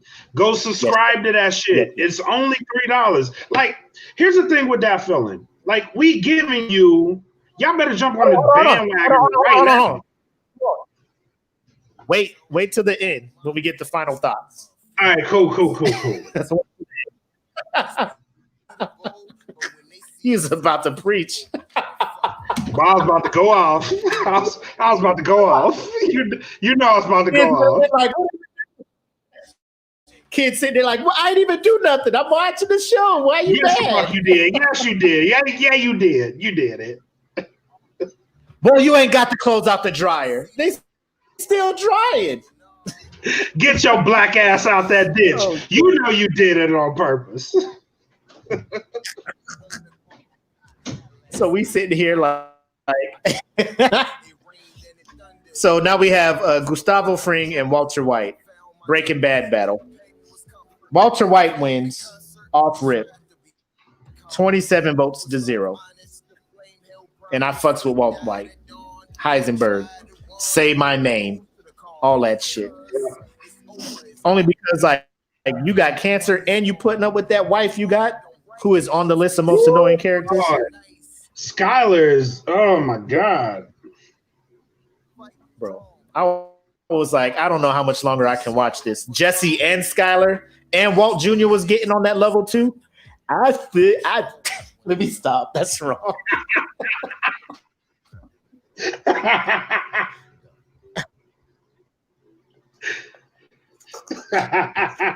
Bro, you don't know real talk. When I was doing shit for I was putting names on the I was suggesting names. I was like, can I put Walt Jr. on here? Or are people gonna be like, oh man, that's bad. You can't do that. He's handicapped. Like, is he handicapped in real life? I don't know. I gotta look into his character. In the words of Robert Downey Jr., you never go full. You know what I mean? So hopefully it's all right. So Walt White won that one 100%. So now we go back up to Thanos, who's going up against Captain Barbosa, and Thanos won 46-8. So this is when people started getting pissed. Like, how the fuck you relating to a purple alien with a scrotum chin? I'm just like, bro, just let them vote. Like, they too far gone now. They too far gone at this point. We passed that. Like when you pick Raptors over a legit dude fighting for rights of veterans. It's too late. Hey, if you're in the military right now, and you voted for anybody other than General Hummel, like, bro, when that VA claim hit, you'll see why he did that shit. I don't want none of y'all. Hey, we only gonna give you about 10% for them knees. Like, bitch, I'm gonna bomb this. Do you know it? I'm gonna bomb these bitches. I'm gonna print out the results of that round, and all the motherfuckers retiring trying to hit VA up. I'm gonna send this to the VA and be like, nah, he voted for Raptors, nigga.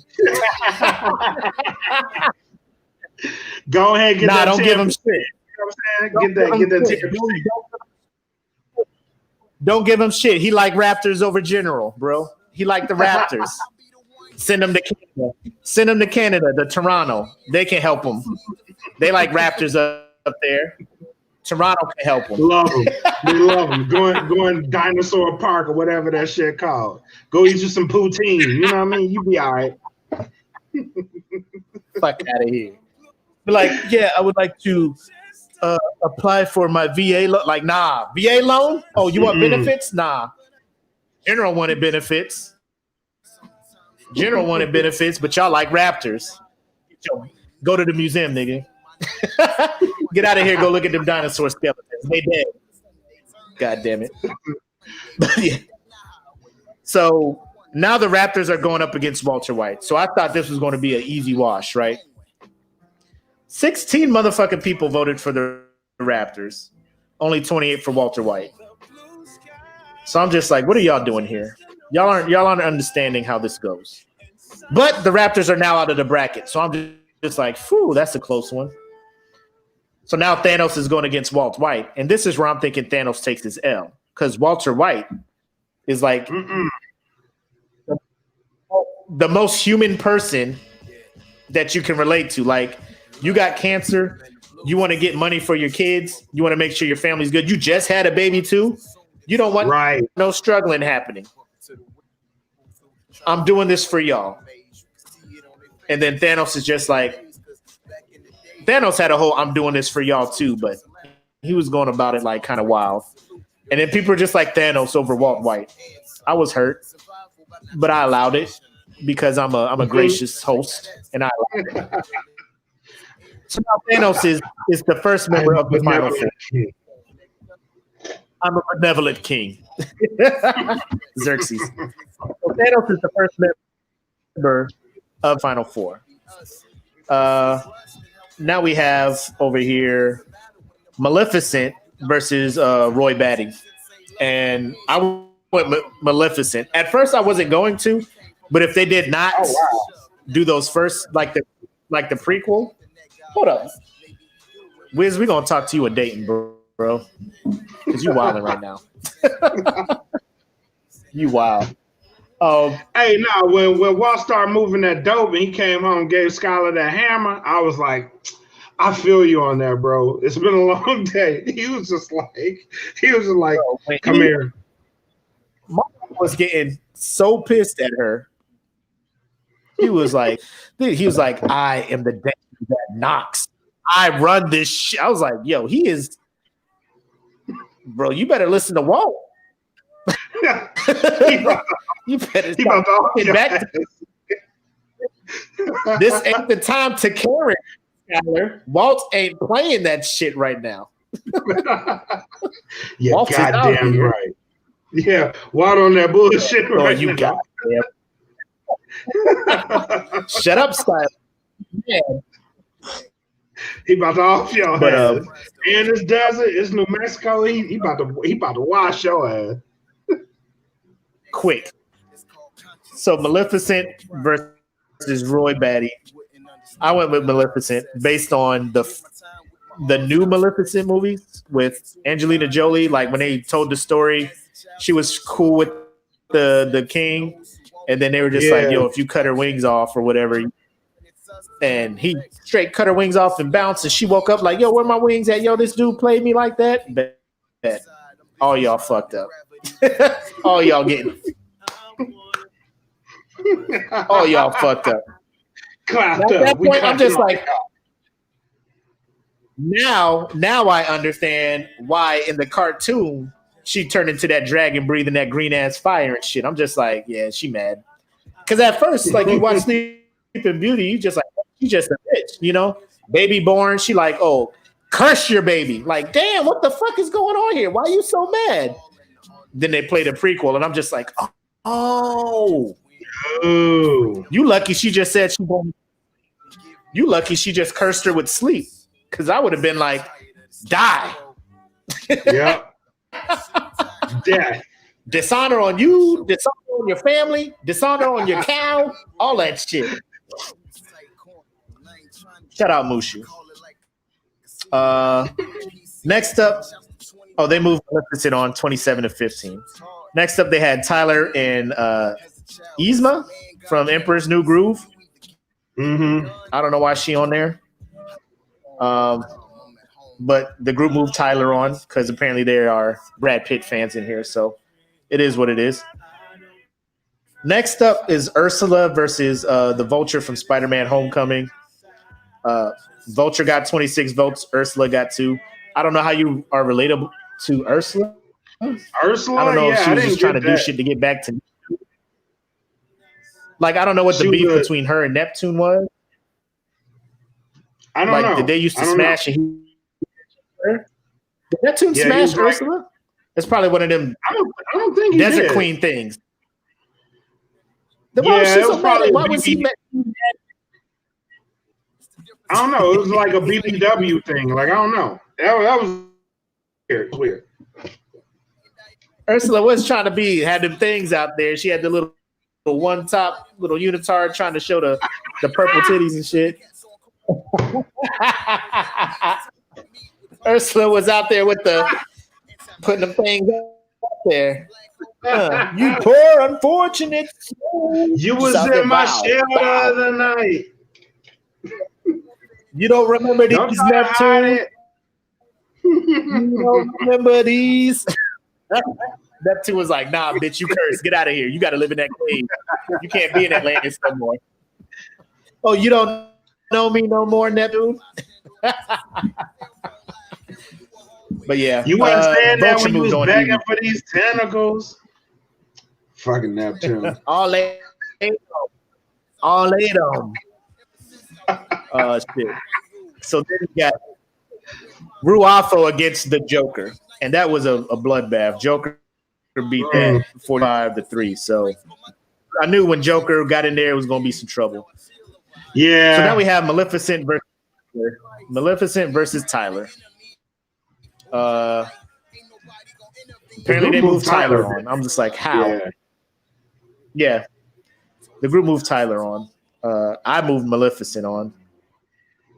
Based on, like I said, like, she was cool. She was going to be a cool ass good sorcerer, the kind in Final Fantasy that heals you and not cast Fire 3 and Lightning 4 and fucking Meteor on your ass.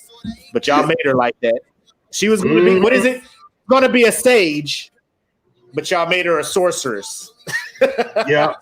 She was fucking y'all up with that shit. But apparently Brad Pitt's abs in Fight Jenkins. That's what y'all made her. Y'all made her Leroy Jenkins. Yep.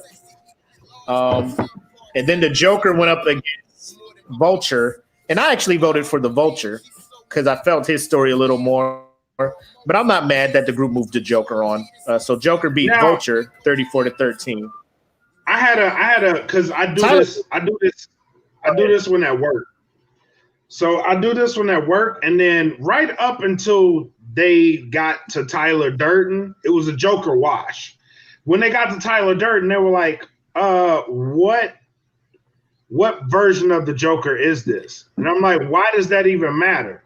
Well, it's like, it matters a lot because, it's like it matters a lot because Heath Ledger's Joker, like, even though he was insane, he had his reasons to be. And even though Joaquin Phoenix's Joker it even drove him crazy. But I'm like, okay, so it's whatever version of the Joker that you want it to be, because they all have like the same kind of beginning. They eventually go crazy. You know what I mean? So whatever Joker you want at this point. I moved on to Joker. Yes. Like I said, this one could go either way.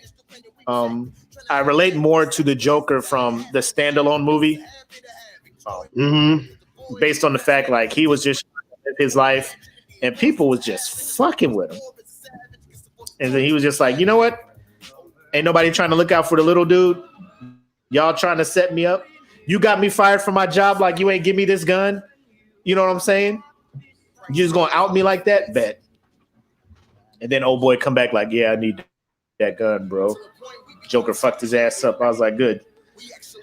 But this led to the semifinal in this bracket, or this section of it, between Tyler and Joker, and of course Joker won 47-8. So finally Tyler is out of here.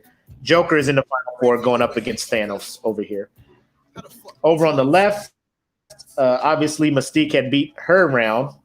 So now we have Killmonger versus Mystique, and obviously I knew this was going to be a wash as well. Killmonger moved on 43-2. Yeah.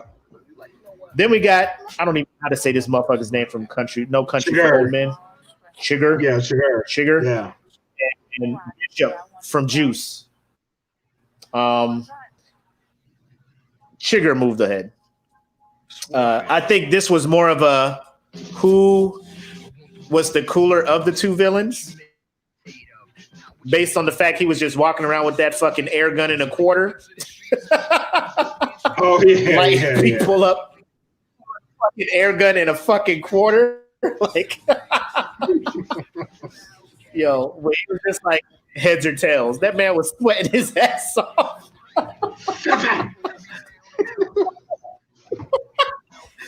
Heads or tails.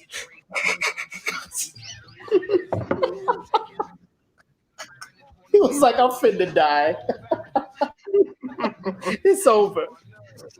You can cause that kind of terror because people will say, well, Bishop caused terror when he ran up in that elevator. I'm just saying, man. I don't know. Omar Epps was in that movie, so I didn't vote for it, all right? Shit. I wanted to go with next up is look. Go ahead. What were you about to say? I was going for Bishop because it's Pac, but I voted for Bishop in this one. But Shiger was the better one. And this is where it just turned into voting for the coolest between those two. This one I was confused. Negan versus Jaws. Y'all moved Jaws on 31 votes to 12. That was bullshit. So now I'm just like, that one was bullshit. Now, granted, I stopped watching The Walking Dead probably 3 episodes into season 4, so I didn't even get up to Negan and stuff. But from what I read, he seemed like an interesting villain. He doesn't seem relatable. Well, maybe he could be, based on the fact that, you know, nobody was trying to really help his wife when she was sick and all that stuff. And then the zombie shit happened. But, like, between the two, Jaws and Negan, y'all moved on Jaws 31 to 12. What's happening here?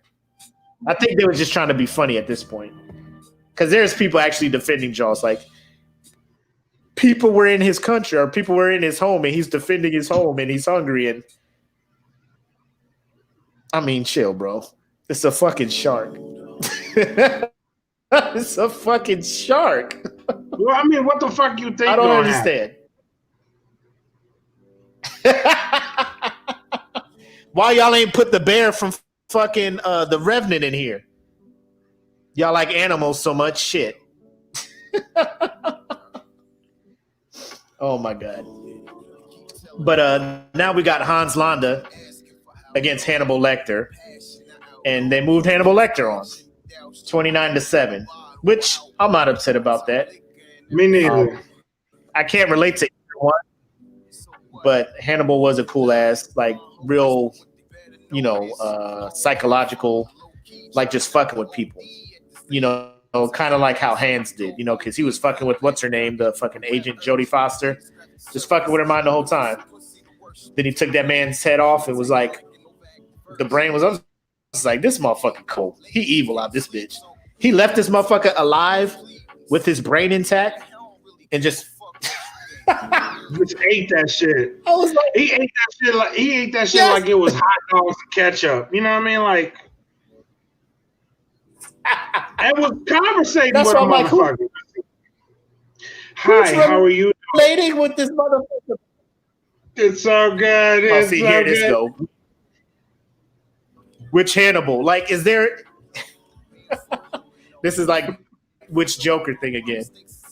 Like, there's no Hannibal that you relate with, because if y'all relate with any Hannibal, I can't fucks with you because I don't want you eating me. Okay, so just let it be known now. If you fuck with Hannibal, I can't fucks with you because I got things I need to do in life. So Hannibal won. So now we got Killmonger versus Chigga, and obviously that was a wash, 46 to 0. Killmonger moved on. Jaws versus Hannibal. Jaws moved on. Say what? I said I'll save my thoughts for Killmonger.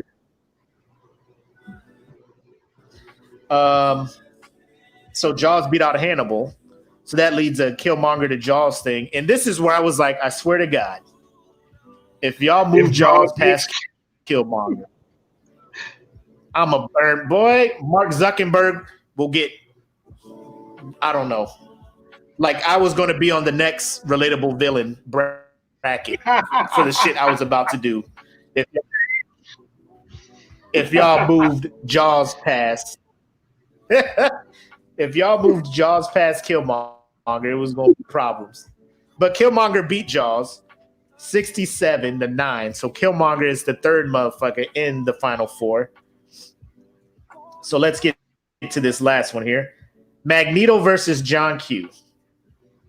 Here I was just like, well, I know John Q's not going any further because motherfuckers fuck with Magneto. And I was right.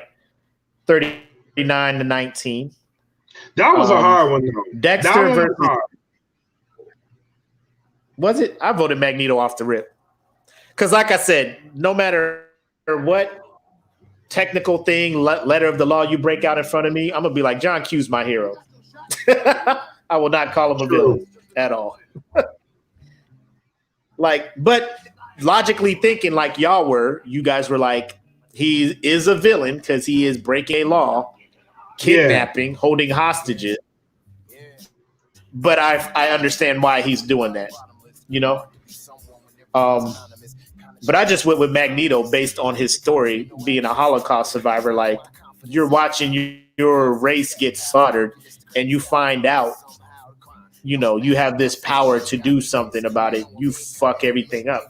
Then now you're a mutant and people are still rejecting you as if it was still Holocaust time. Like, we don't like your kind. He's just like, oh, not this time.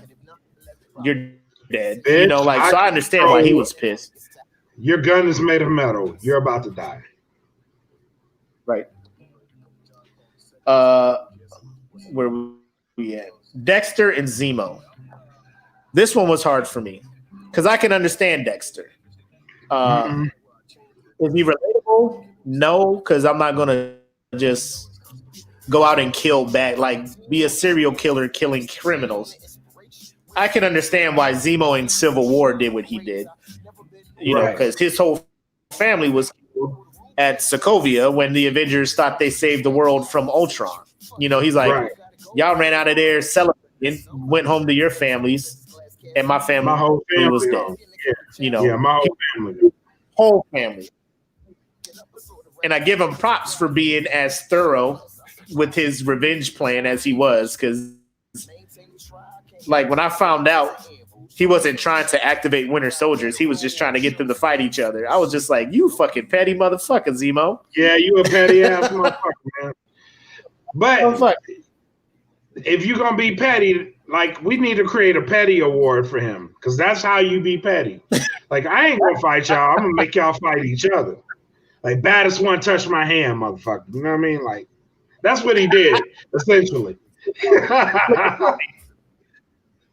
So Makk won't kill serial killers. We will beat up kids. I see where he's I ain't saying I'm gonna kill the kids, Tony. I'm gonna just fuck them up. You know what I'm saying? A throat chop ain't never hurt no kid long term. You know what I mean? Like, Dexter was killing people like with bone saws and shit. Like, he would drug them, wrap the whole room in plastic, and do all that shit. Like, I ain't got time to do that shit, man. Like, he enjoyed the killing of that. Like, I'm just trying to fucking hit a motherfucker in the stomach and a couple, you know what I'm saying? Like, you know what I'm saying? Like, I'm not on that level. Like, if I was going to kill serial killers, it would be like gunshot. You know what I'm saying? It's something real quick. Like, I ain't going to be like, drug them, wrap them, cut them in pieces, and drop them at the bottom of the fucking Miami Bay. You know what I'm saying? Like, that's too much shit. And you go home and take a shit like ain't nothing happened. You know what I mean? Like, Dexter was wild. He was wild as shit. Yes, he was. That's why I was nope. He doesn't only kill criminals because he had to do. Wait, he didn't kill Dokes, right? Dokes blew up when that house exploded, right? Yeah. Because when Dokes Dexter was, I was like, damn, he gonna have to kill Dokes. Dokes ain't criminal, man. That shit crazy. Damn. Dokes is probably going on the most annoying character list because Dexter just be like, I brought donuts. Fuck you, you bringing donuts for, nigga. Fuck you up too. You up to something, ain't it? You bring these donuts in here all the time, nigga. Like, Dexter just be like, my man, I just came in here with donuts. My guy, do you want one or not? Nah, you a weird motherfucker. I'm with you. I don't trust your ass. Fuck, man. Shit. God damn. Ain't nothing worse than that. Like the one coworker that just be in your shit the whole time, man. Hey, everybody, I bought donuts. The fuck is in these donuts, nigga? Fucker, shit. God damn it, man. It's my birthday. I brought donuts for people. I just said good morning. God damn. Bitch, that ain't a good motherfucking morning.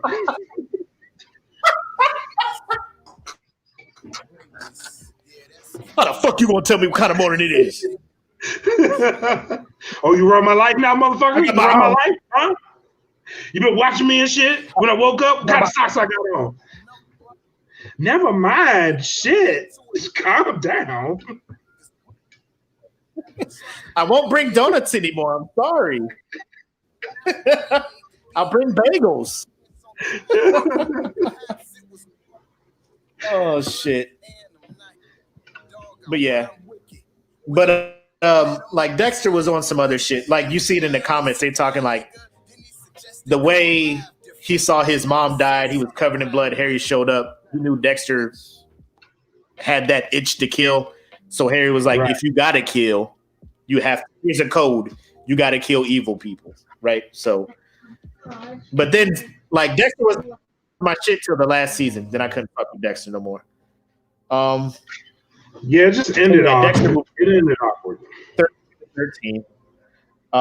Then we had the Grinch against Tony Soprano. The Grinch won, and I think that's mostly because old people, like, you know, we don't like to be bothered. Like the Grinch was just trying to chill up in his cave, and these motherfuckers was just down there just being all loud with their Christmas shit. He like, I'm just trying to sleep, my guy. Like I'm just trying. As an adult, I can year feel y'all come up here. That 100%. That's why I voted for Grinch. Like I'm up here at the top of the mountain, and I can still hear y'all asses down there, all the way down in Whoville. Quit singing so fucking. There's some people around here now that I'm like, bitch, it's fucking September. Y'all been popping fireworks since July 4th. Cut that shit the fuck out, man. Stop. Y'all still celebrating this fake ass freedom? Yeah, man. It ain't shit. Ain't fuck that shit. Stop popping these goddamn fireworks. It's people around here with PTSD and shit. Y'all fucking up the whole system, bitch. I shouldn't be hearing this shit at 1 o'clock on a Thursday. Like, what the fuck wrong with y'all? Sit y'all asses down somewhere. Right? Oh man. But yeah, you at the top of a mountain and you trying to sleep, and they down there. Dahu Dore, Dahu Dore, Christmas. Like, yo, shut the fuck up. Sing the shit in your house. Why are y'all voices so powerful? Yeah, y'all so powerful. How y'all carry your voice carry all the way the fuck up here? I'm trying to live my life. Me and my dog. Now I gotta fuck with you. Bitch, I'm killing every beast around here. I bet y'all go hungry this Christmas. Ain't gonna be no Christmas beast this year.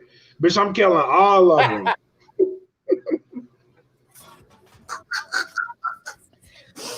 Yeah, so the Grinch moved on. And then at the bottom, Shere Khan versus Clyde Shelton. Now, Clyde was my favorite to make it to the final. Clyde was my favorite. Yeah. If you have not seen Law Abiding Citizen, you have to watch that movie to understand. Short cliff notes. Clyde watched his family get killed in front of him. His wife got raped before she got murdered in front of him. His daughter murdered. They catch these criminals. They go to trial. Jamie Foxx, who is the DA who's prosecuting the people who killed him, makes a plea deal. The dude gets off because he's ratting out his friend. Yeah. Clyde is like, yo, why did you take this plea deal? And Jamie's trying to explain legal shit. Like, if I tried to persecute both of them, they wouldn't have gotten no time or some shit like that. And he was like, I don't give a fuck. You could have at least tried. I would have understand if you tried and they got off. I would have been like, damn, the legal system sucks. But since you just taking deals, you fucked up. So Clyde, Right. a former engineer, I think like special ops or some shit like that, starts killing motherfuckers on his own from inside of jail. And he almost gets away with killing everybody involved with letting his family's killers walk away. But then he gets caught by Jamie Foxx, and Jamie Foxx kills him and some other shit. Sorry if I spoiled it, but that movie's like fucking 13 years old. So if you haven't seen it yet, I don't know what to tell you. Go watch it. Ain't no spoiler alert. Yes. But based off of that, I'm like, this is more relatable than a cartoon tiger. So I voted for Clyde, and Clyde moved on. And so now we Clyde against the Grinch. I voted Clyde. Clyde moved on in the group 42-10. And Magneto versus Dexter. Magneto moved on 30-20. And I voted for Dexter actually in this one. I voted for Magneto. It's cool. Magneto moved on, and he went against Clyde. Clyde won 41-18. So we have Clyde versus Killmonger and Thanos versus Joker. Now, on my bracket, I had Walt White versus Joker and Killmonger versus Clyde. And in my final, I had Clyde versus Walter White. But the group has Thanos beating Joker 49-23. And they have Killmonger beating Clyde 48-33. So the group's final is Killmonger and Thanos. My man. So here you go. If I spoiled it, there's a limit. Like if the movie is out for a decade, I don't know what to tell you. Like you've had opportunities to watch this movie. It's on Redbox, goddamn it. I ain't gonna spoil it, but where the fuck you been? Where you been? Watch the motherfucking movie. Yeah. Fuck it. You know what I mean? Fuck everybody, it. I'm sure everybody has seen that movie. Everybody has seen that movie. If you are in this group and has not seen that, yeah, you had to watch it. It ended up in a bracket. We put the poll out a while ago, so you watched it. Shit. Y'all vote on it. You seen it. You seen it. You seen it. You seen that shit. So talk to me. You said you wanted to talk about Killmonger. Is he in your final?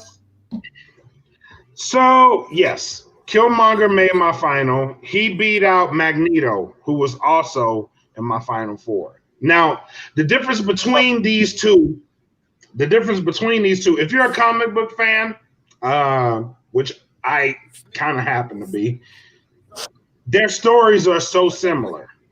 The only difference is Magneto is a Holocaust survivor.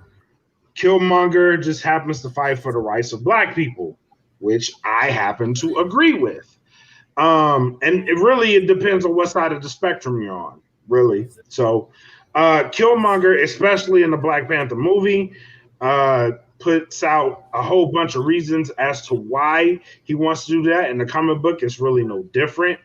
He's just a lot more hardcore. His message is a little more direct. He's like, fuck Wakanda, because y'all left us out here to starve and thrive on our own. You even sold us to the people who oppressed us. That shit's in the comic books. So I happen to agree a lot more with Killmonger. Now, EJ just put up a very interesting comment. Killmonger was relatable until he killed innocent Black men and women. That is true. But anybody else on this list probably also did the same thing. There was a lot of collateral damage amongst all these villains. Does it make it right what he did? Nah.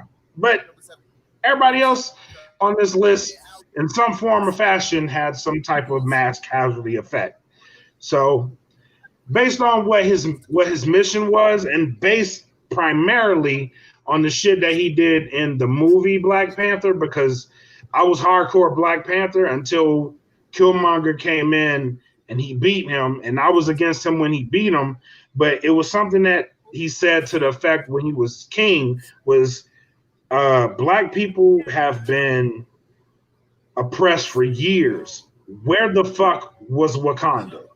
You know what I mean? Like, that shit resonated hard with me. If you're this advanced race, you had all this shit hidden, and you just been hiding it for yourselves. And even the argument between him and Chadwick Boseman, I was like, I kind of sided with Killmonger a little more. You know what I mean? Even with that argument. So, which is why Killmonger is in my final. Yeah, he made it to my final four. But like I said, it was the whole the situation with Clyde where I'm just like everything was going according to plan. Like, you arrested these people. Like, why didn't you have me take the stand? I was an eyewitness. I saw the act with my eyes. You not even calling me to the stand. You just let these people walk for a deal because you don't want to mess up your conviction rate. Because that's low key what it was. Jamie Foxx was like the assistant DA, and he was trying the actual DA, and he needed a good conviction rate. So it was just that shit, and I'm just like, the justice system was like super fucked up already, but then that movie just made it worse. And then you see shit going on today. You just like, the justice system really needs an overhaul. It needs to be reworked. Right. But the group had Killmonger and Thanos. And I made that live, so I'm gonna go check real time where that's at. I think Killmonger won that because when I last checked, he was blowing Thanos back out. Oh yeah, bro. Goddamn. I thought I put that in the. I thought I made that live in the. Oh, I guess I didn't put in the announcements. Now I gotta search through this rubbish to find it. No, I'm playing. I love this group. Y'all just be posting the realest shit. Oh my god, 56-13. Yeah, Killmonger won. Yeah, it was bad. Now y'all don't fuck with Thanos. But yeah, that's how it goes. And for me, I had Clyde being my winner out of that bracket, my personal bracket. So I had Killmonger, but I had Killmonger versus Joker. Yeah. Which Joker? No, I'm playing. Which Joker though? All right, so that's our bracket, bro. Now we're into our final thoughts and questions. Now, what was that thing you was jumping on the soapbox about to go off on people about, man? So listen, I know, right? Go to thatfeeling.bandcamp.com. There's a shitload of great fucking music. We've been playing it throughout the show. We play it mostly throughout all of our shows, actually all the way through all of our shows, because Makk puts the Bandcamp on and just lets that shit run. So every show that you've been hearing comes from the Bandcamp. There's a bunch of great artists on that put out music. All the albums, the good albums that we've been talking to people about, like the MRKSX or Mark Sox, his albums, the EPs, all that shit is on there. That feeling has been giving you, like, hop on this fucking bandwagon, bro, before this shit rockets off. You know what I mean? Because everybody's putting out dope quality shit. You know what I mean? So follow that shit. Get with us. It is for what we're doing on the Patreon and what you're doing on the music side. You can get both of these bitches for less than $10 a fucking month right now. You know what I mean? $10 a month gets you access to a great amount of music, plus all the shit that we're doing podcast wise. And you can follow us there. Follow us now, because I'm telling you, this shit's about to jump off and it's about to be crazy. Especially once we all come together next week, because now you have a whole bunch of brilliant minds in one room that can formulate shit. And I'm telling you, epic shit is going to come out of this. So follow us. And I'm not just saying this because those are my homies and those are my boys. I'm saying this because it's true. Like, follow us now, people. please follow us now, because the access to us right now is wide open, and we want to give y'all that access. It's only going to shrink once we grow, and we're going to grow. We're not going to stop growing. So for everybody that's been following us, liking the posts, following the groups, like on the Patreon, thank you so much, because y'all are really the day ones of it. Y'all the reason that we keep doing it. And we're just gonna keep giving you dope ass shit. I know we are. So follow us, subscribe, like, go. I'm gonna post a link to everybody's IG page. Go follow everybody on their IG pages, because everybody, like, legit, everybody's really doing dope stuff. And it's incredible to see, you know what I mean? So I know once we go to Dayton and all these ideas get kicked in and plans get worked into action, like, it's going to be amazing. So, and once I go to Dayton, this will be my first time gracing the stage in a long time. So I'm really excited about that shit. And I'm going to be rocking it with my brothers, you know what I mean? So I'm really excited for next week. So, question, like, we got you here, Mr. Fuck You On Me in the comments. Are we going to be able? What are we doing with the footage with this? Are we allowed? Am I allowed to get some video of this performance on the side? Put a couple clips up on the Patreon, or what's good with that? Like, I actually want to live stream my performance on the Patreon. This is a better question. This is the first time we're all getting together. We're going to be all in the same room. Everybody got a mic. We're going to be chopping it up. It's going to be, we have some legit things we're doing, right? We got some legit podcasts we're filming and stuff like that. But I'm talking about the shit in between where we can just bullshit and be ourselves off official camera. Like, we can give the Patreon a glimpse behind the scenes of that shit, right? Yeah. Bet. But let me say this though. Let me say this though. Okay. There's 10 spots left in the beta right now. This Monday, I will close the beta. So whoever's in the beta will be getting that shit for $1 forever, for as long as we're running. You will get it for $1. And then I'm going to open up the next 2 tiers. And this is going to be layered tiers. But there's 10 spots left in the beta. Join it now, because Monday I will be closing it. So y'all got this weekend to get in for $1 to possibly win $100 at the end of this month. Also, we'll flow to the next joint here. Check out our teespring.com/stores that feeling podcast, because if you are a Patreon member, you should have gotten a notice where you now have an exclusive discount code that has no expiration date, where you can get 20% off of your orders, right? Real quick, this is a new line we're doing. I don't know if y'all can see it. It says, "Don't let good get in the way of great," right? So that one's just up. I haven't released it yet. I just did a sample. I just wanted to see how it was going to look. They came out good. So I'm gonna make that live after this podcast. So these shirts will be available, all colors, all that stuff. So it has this, and I would show you the back, but it has the That Feeling Podcast logo at the top as well. So it was just motivated. It just came to me, like settling for something when you know you're meant for something else. So don't let just being good at something stop you being great. Don't just settle for good. Continue to be great. So if you are a Patreon member, this shirt will be live, and you will also get 20% off if you use the code that is in the Patreon. I just ask that you be selfish, stingy as fuck with this thing. Don't share somebody who's not in the Patreon, because you paid and you deserve the perks of paying. So,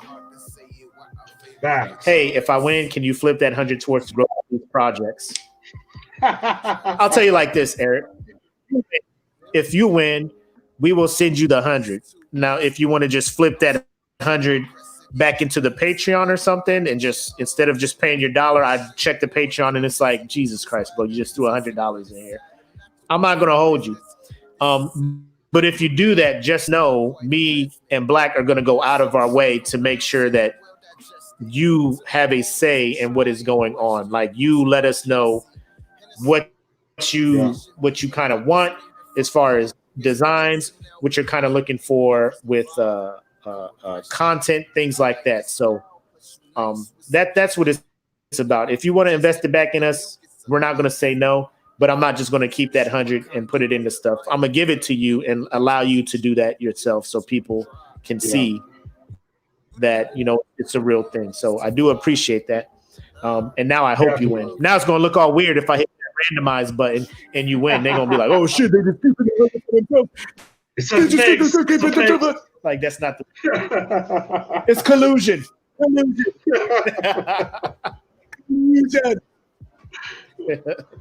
Anyway, but yeah, that's what we got going on. So like we said, next Friday we'll be on the ground in Dayton. There will not be a Smoke Pit that Friday night. There will be Smoke Pit Saturday morning if we want to go live, right? Yeah. Are we going live with them? Yeah. We'll go live. We can. Yeah, we'll do that. Cool. What else you got, man? What else you got for the people? Happy birthday to the United States Air Force. Today is the Air Force birthday. It is the 73rd birthday. Hey, man, got to represent. Marines be doing that shit. They do. Damn, who is that? Is that Con? Yeah, she be talking shit low key. That's because they're Marines. Yeah. Be proud of your Air Force. Just in here trying to. She's just trying to enforce collusion. My wife jumped in here. You can give it to me. Nah, Eric, don't do that. Just throw it back in the Patreon, bro. Just throw it back in the Patreon. Apple will get rich later. But yeah, I got nothing left. That's it, man. It's thrown in a box if you win, along with the 100. Yo, that's wild. That too. My man. What if I win, Wiz? No, I'm playing. Yeah. So listen up, I'm people. excited for next 10 week. spots That should left be epic. to get in for $1. To get in for $1 for your chance to win this 100. Get in there. Just go to. Let me bring up the Patreon link again. And I think we announced it too. Because if you're just listening to the podcast, you don't know. So once again, go to www.patreon.com/thatfeelingpodcast. That's how you do it. And until Monday, you can join for $1. And once you join, you are locked in and getting all the content to the highest tier for that $1 because you rocked $1. If you join after, you will have to pay extra for it. But it's not like you will pay extra and not be anything. Okay. I will let you know that I sent Makk a new segment. I'm gonna do weekly for my podcast. In between my actual sit downs with interviews, but it's going to be a moment with Makk. It's going to be my rant on shit that happens through the entire week. Expect the first one to drop sometime soon. Depending how that goes, that will turn into a Patreon exclusive thing where I'm just ranting about the stupid shit that our country does for the whole week. And then also this Saturday, this will not be a Patreon exclusive thing, but I'm dropping my first the relaunch of Eat the Cake anime, my anime related podcast. Because I know a lot of people have been wanting an anime related bracket in here, but I don't know how many people rock with it. But I do know if I start an anime podcast and bring that. Oh yeah? All right. We'll see when I drop that tomorrow. So Saturday, 8 p.m. Pacific time. So if you're on the East Coast, you're not going to get it till 11, whatever. So you can just listen to it Sunday or whatever. But yeah, I got 5 episodes on deck. They're just going to release every Saturday night at 11. So I'm just trying to batch record a lot of shit. So I'm getting real on my grizzy with this creating shit.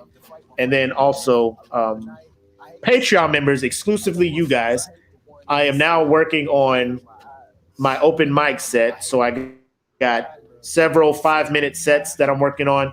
I will record those and upload them to the Patreon, and I will be looking for your feedback on, is it funny? Is it not? Should I work on this, retune this before I start hitting these open mics that are opening soon? So that is my gift to you guys. And any open mic that I go to, I will record and upload directly to the Patreon for you guys to be a part of that, right? I want you guys to kind of join me on my journey as I try to get into this comedy world. So that is what I have coming to the Patreon right now. More shit is coming. More shit's coming. Yeah, buddy. Who are the don't pass up that chance smokers? Is that what you're calling members of the Smoke Pit? Is that what you call them? Do y'all want like a nickname? If y'all want a nickname, I know. recommend from there. Right? Like, what should we call ourselves in this motherfucker? I don't know. But shit, I got nothing else, man. What you got for him, Black? That's it, man. Good show tonight. Great participation. Thank you to everybody that's rocking with us, that came through and hung out. A lot of people were here through the whole show. So thank y'all for rocking with us, man. Once again, you are why we doing this. Oh, wait. Thank y'all. So shout out to everybody who recently joined, because we were at like 6:30 a couple of days ago. Then I resent out some friend requests or whatnot to invite. I think now we're at like over 665 or something like that. So if you know some people, you want to invite, like it's a public group, just invite them. If they ask what's it about, because I know a couple people hit me up in the IMs like, Smoke Pit, is this like about marijuana? Like, no, it's. Then I explain to them what it's about. Then they get in here and they see and they start participating. So just try to help us grow this as much as we can, man. We were trying to get you guys some good shit. So again, support us anyway. Patreon, participation in the group, and then every Friday just log in when you can. Throw a like, throw a share. Just do what you can, man. And we really appreciate it. We really do. All right, now I'm done, Black. You can go ahead and sign us off. All right, man. This is your boy, Bread Like a King, Matus Kelvin Cayley from the Smoke Pit. This is Makk, a.k.a. your boy. And thank you guys for rocking with us. You guys have an amazing weekend. And stay safe. And how did we end it last time? Just be decent to one another. Just be decent. It will work. Don't be an asshole. Just be decent. Don't be an asshole. Y'all take care. Peace. Peace.